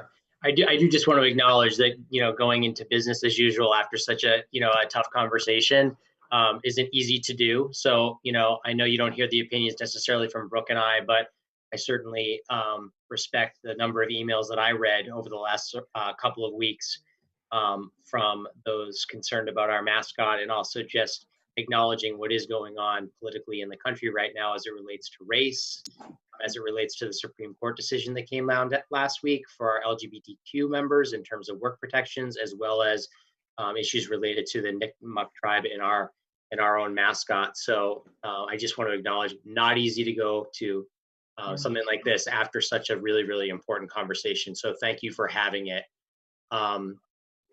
We've been working pretty diligently since school ended on the 17th with kids to start looking at our fall reopening structure. We've gotten some guidance from the Department of Education in terms of what that will look like, and they've asked us to prepare 3 plans for moving back into the fall to consist of full return to school with safety precautions, a hybrid model that would include back to school as well as remote learning, and then what might a full remote learning model look like if we were to have to go back into that. With that, we mentioned in our last meeting that we would be creating a district-wide task force that would have multiple layers. In the last meeting, we showed you our flow chart in terms of what that would look like, as well as the focus areas in terms of moving us back into a fall reopening plan. So we've created a model for you, and I'm going to share that screen with you right now to show you where we're at. Can everyone see that? Yes. Great.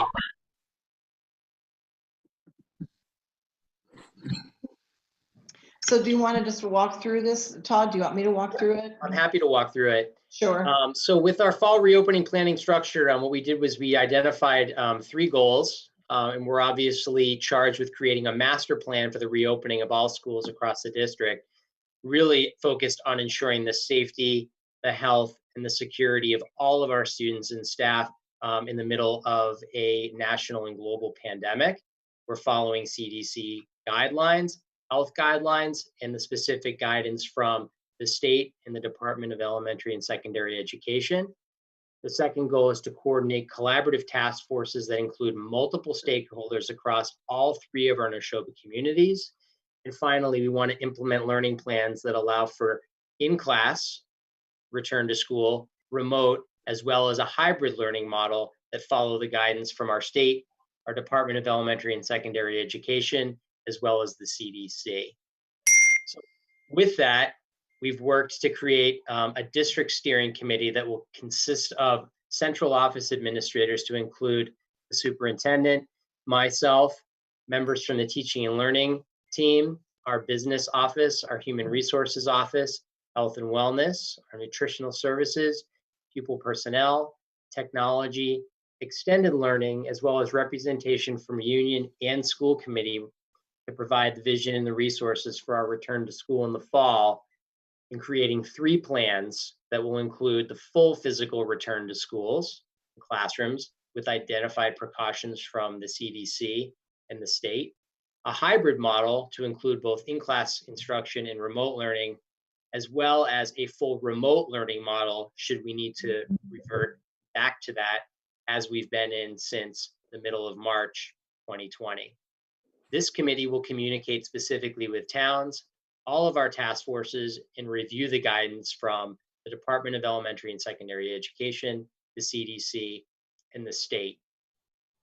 With that, we've identified 4 specific focus areas that we need to really hone in on as it relates to our busing, our facilities, and our operation.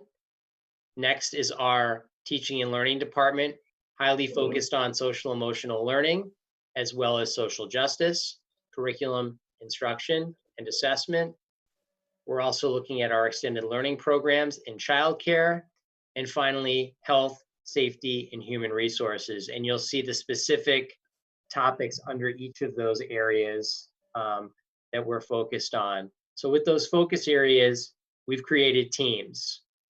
And you'll see the names of people in our central office mostly, who will help lead those focus area teams from our district steering committee to then work with our building-based task forces and be the go-tos as it relates to those 4 focus areas. So you'll see individuals such as Pat, Rob Frieswick, Director of Facilities, Sue Chi, in that busing facilities operations category. People in my team for teaching and learning, Martina Kenyon, who you know well, who's our Director of Curriculum for the district.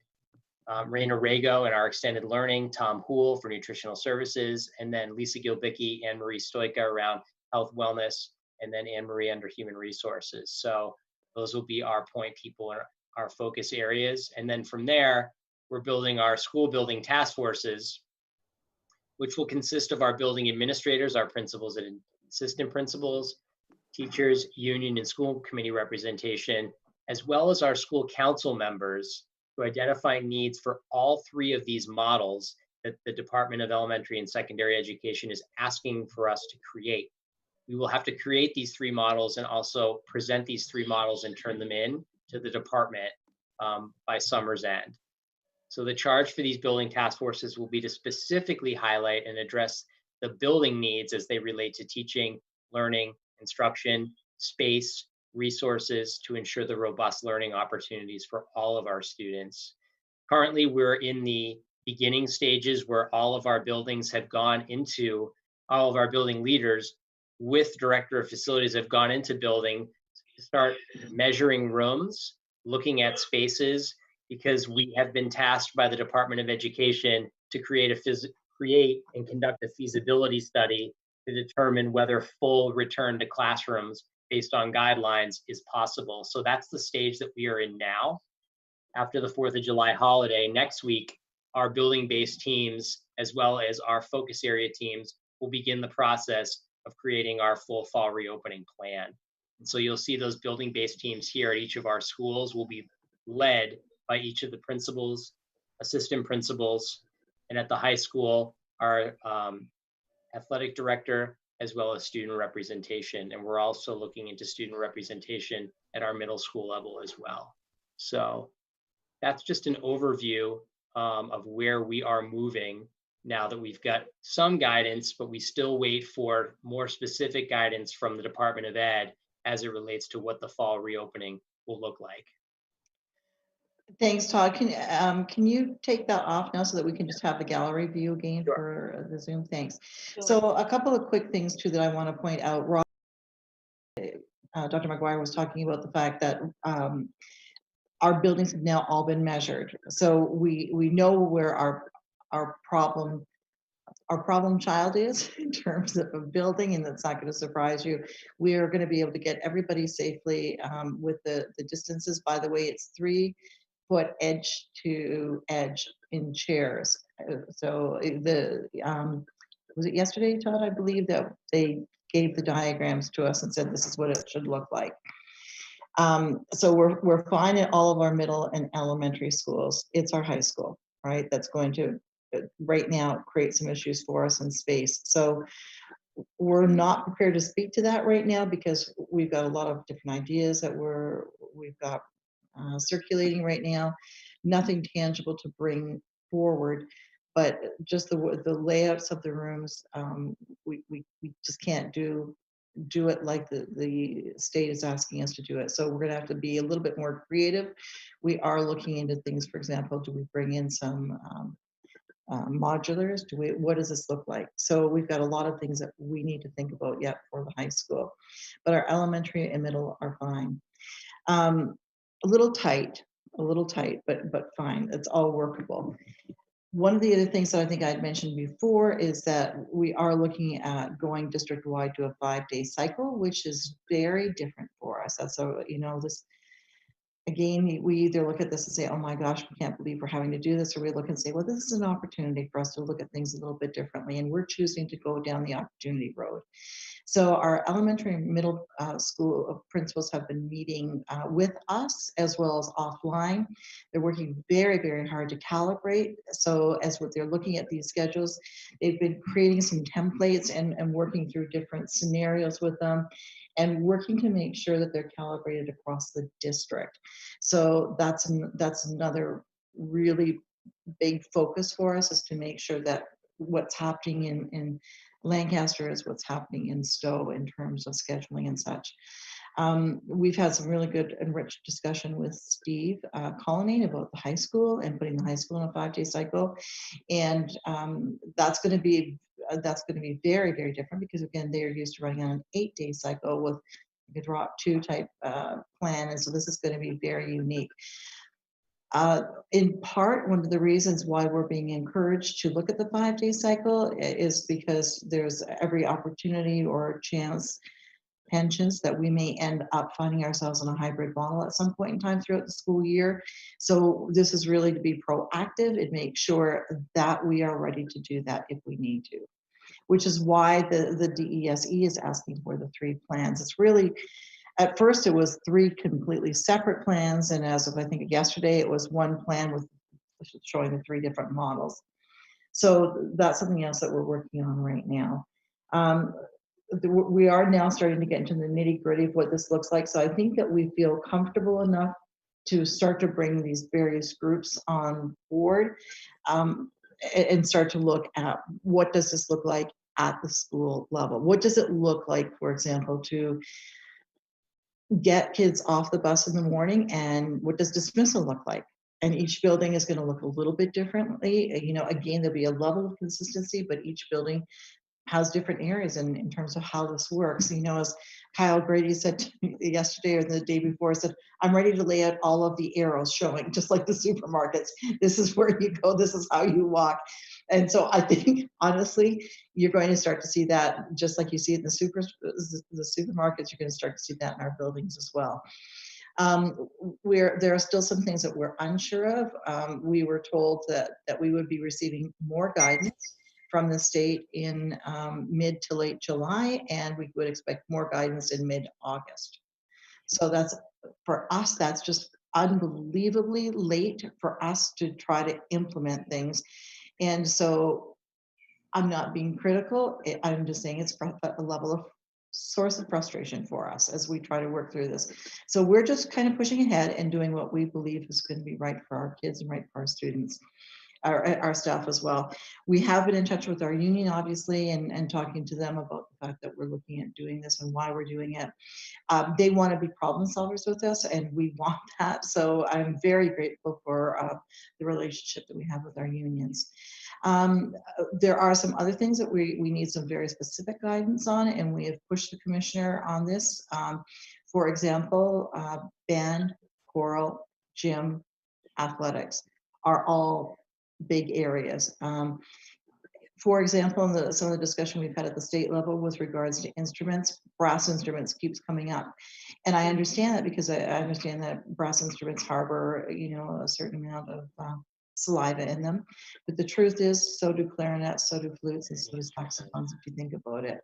So I'm not sure, where they're going to land on that, but we can expect to receive guidance on that.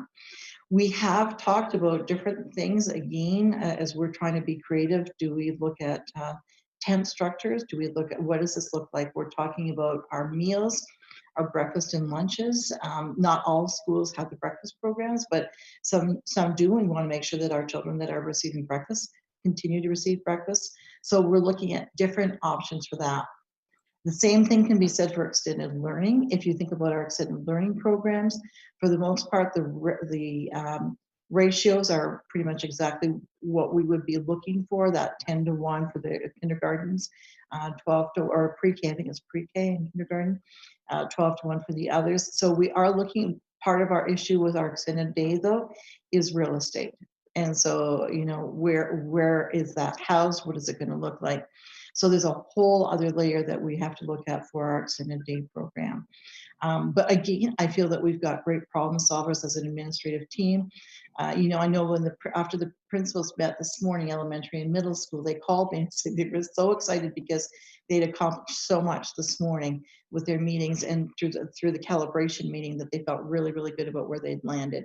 So I feel that we've got the right team in place. It's just so many layers to look at right now. And so we're pushing ahead. And then if we have to pivot, as the commissioner has said, because we are right now planning for a full return with precautions. But having said that, we also realize that we may have to pivot a week or 2 weeks before that even starts. So we're trying to plan for everything.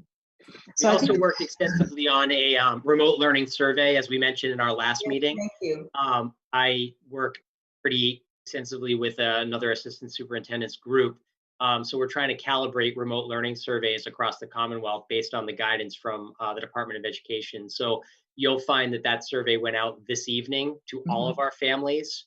And it's a 17-question survey that asks for feedback based on what they experienced this spring with our remote learning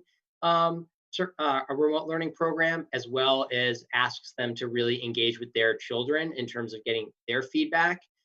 There's an open answer question at the end to provide some specific feedback. And we've also asked, based on the guidance that says, we might be going back full into the classrooms, do you plan on sending your child back in the fall, given this guidance, given that we're still in the middle of a pandemic? So that survey is open for 1 week. And so my teaching and learning crew has a scheduled meeting next week so that we can take a look at that data to inform the work that we're gonna complete moving forward. So in a nutshell, that's as quick as we could make it. Okay, so I want to allow folks an opportunity to ask questions. Leah first and then Mike. Go ahead, Leah. So just really quick, did I miss it, Todd? Did you say how parents or community members are a part of the task force? I did. So our school counts at our school levels, our school council members and parents on school council will be contacted by building principals, and then anyone else who had reached out in terms of expressing an interest, those principals, we advise them to contact their building principal to be a part of that, as well as on the district steering committee. That will include union representation as well as representation from your group for those who might be interested. So yes. Thank you. Mike. Okay. Yeah, so this is for Todd and for Brooke. In going back to this full return, even though it's a full return, it's going to look very, very different for everybody, for parents, for students, for teachers. I'm wondering if you can detail if and what type of professional development we are planning on offering our teachers before they come back in whatever, early September. Mike, it's a great question, and thank you for asking it. The Teaching and Learning Department did put out a survey prior to the end of school to teachers and asked those specific questions in terms of what are your needs? Should we be in a remote learning model? Should we be in a hybrid model? Or even full return to classroom based upon these new guidelines?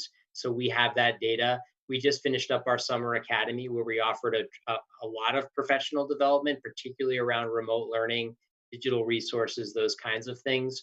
And Brooke and I finished a meeting this morning where we talked about what the first few days, because we always have a couple of days where teachers just come in at the beginning, and what those days might look like, and whether we could even possibly increase those days for professional development once we know specifically what our plan is, and we can certainly tailor those days to what the needs are for preparing our teachers in this new model.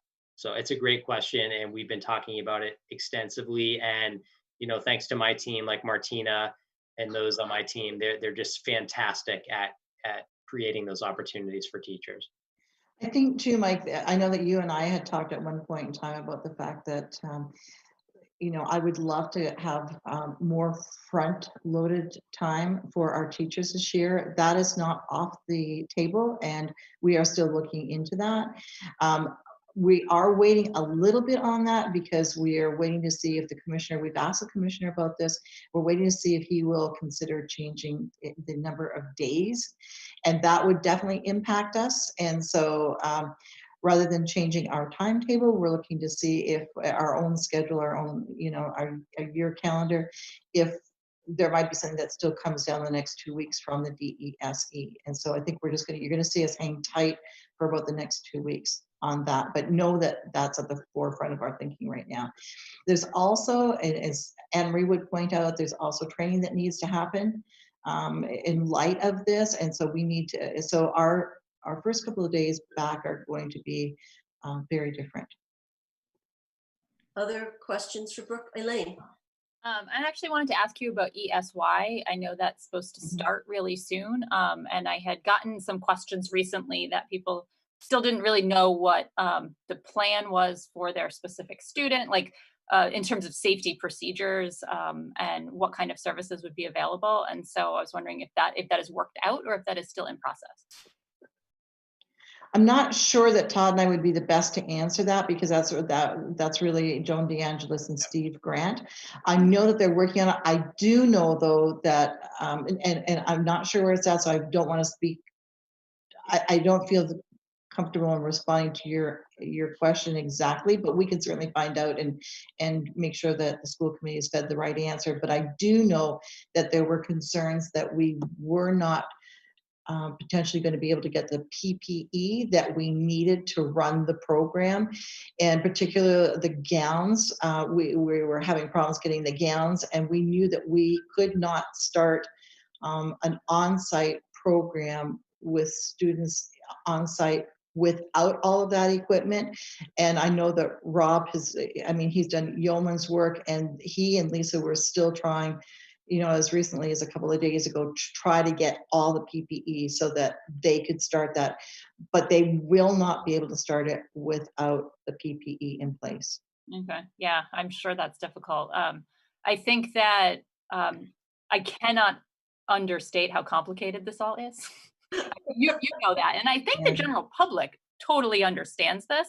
I also think they're waiting on a plan announced from the district in order to make their own decisions, and I think you'll see shuffling after a plan is announced. So, like, as much as you possibly can, get out there in advance. I think that will be really important, and in order to help you not have a chaotic first week or first 2 weeks when people are changing their minds and moving and saying, oh, never mind, I couldn't find childcare, I need to move to this and I need to change that.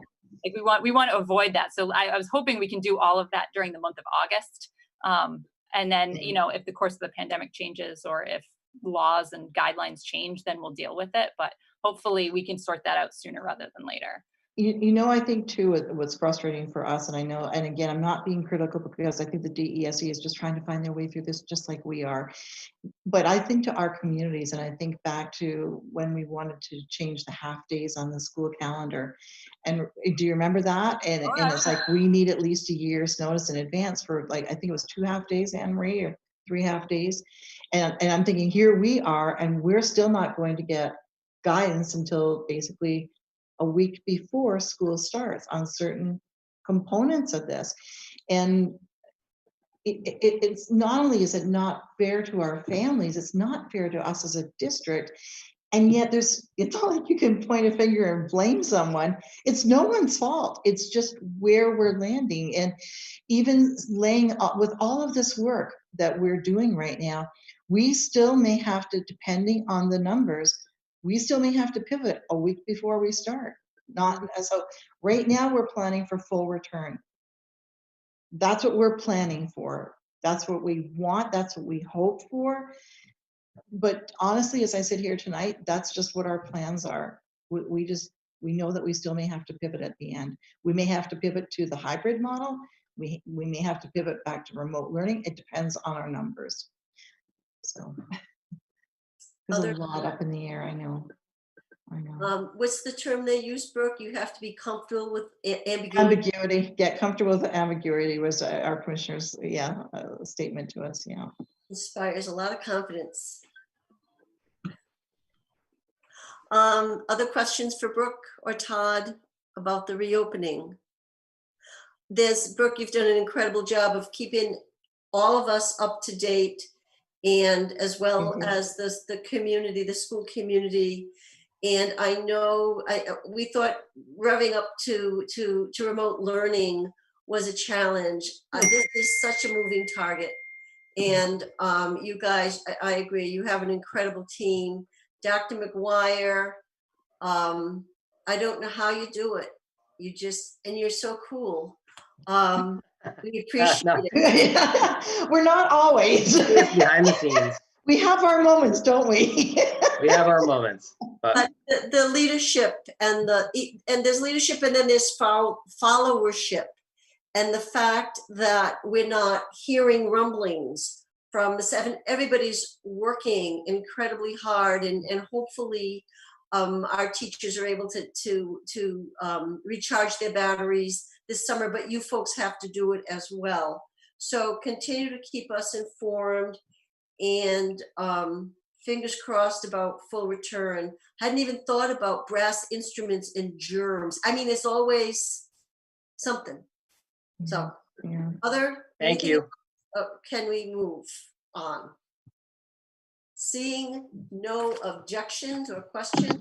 So real quick, I have some really quick updates. I need to know about, and you can email me, we don't have to talk about it. Graduation is Saturday, July 25th at 9 a.m. at the high school with a rain date of Sunday. What? Can I speak to that for a minute? One of the questions that was asked of the commissioner, yesterday, I think, or Monday, was about graduation. And if the 3-foot rule was in place, or it still had to be 6 foot, he was adamant, 6-foot rule is still in place for graduation. Yep. So I bring it up because Marcia, who's in charge of this at the high school, wants to know who's going. I will be there as chair. I cannot hand out diplomas, but I don't know what I'll do, but I will be there. But if you are interested in going, please just shoot me an email so they can figure you into the mix as school committee members. We do have an opportunity to be guests at the graduation. So there's that. I have reached out to the EDCO Collaborative. They have a program called Ideas, Initiatives for Developing Equity and Achievement by Students. And it would provide us with some professional development in the areas of promoting equity and acceptance, and also looking at our policies and practices as a school committee.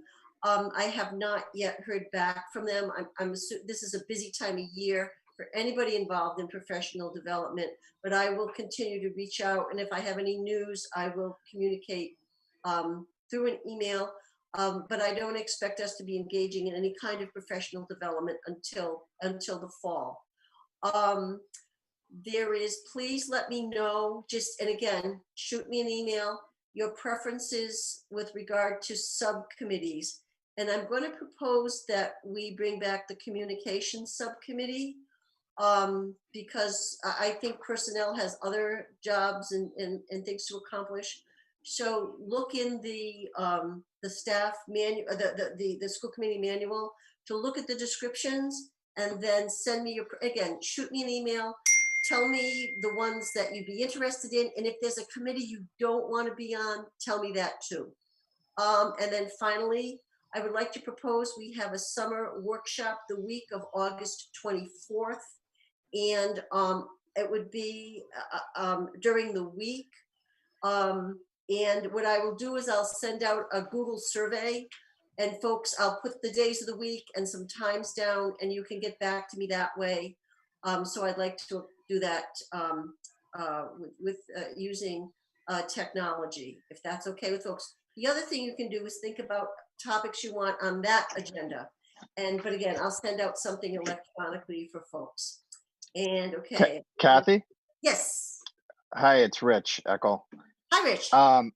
Forgive my ignorance, but and maybe I missed it because my daughter's chasing around a cat behind me. But what are the names of the committees? Or okay, if you remember, we went through the documents on the school committee website under committee documents. There is a school committee manual, and I can hook up with you tomorrow and walk you through it. But the manual. Yeah, that's fine. I've just been getting a lot. I'll look at it. I've just been getting a lot of email lately, so I haven't had a chance to read the orientation documents yet. That's okay. And again, this is I hope you caught my irony in what I just said. Yeah, I did. Anyway, yeah. So I think it's the descriptions start on page 15 of the online manual, and but I'll send out an email to follow up from tonight with reminders. And I'll give a deadline for getting back to me. Thank you. That's it for me. Are there any questions about anything I mentioned? So I think we will entertain a motion to accept the consent agenda. Elaine?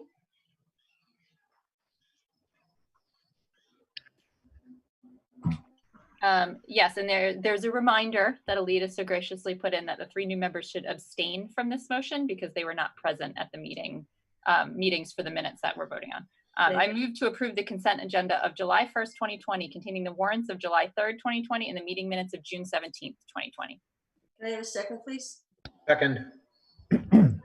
Steve seconded. Okay, I'll call the vote. Rich? Oh no, Rich, you have to abstain. I abstain. Thank you. Mike? He said yes. I can read lips. Steve? Yes. Yes. Brett? Yes. Joseph? Yes. Sharon? I abstain. Abstain. Thank you. Mary? Yes. And Leah? Yes. Elaine? Yes. Amy? Kathy? Yes.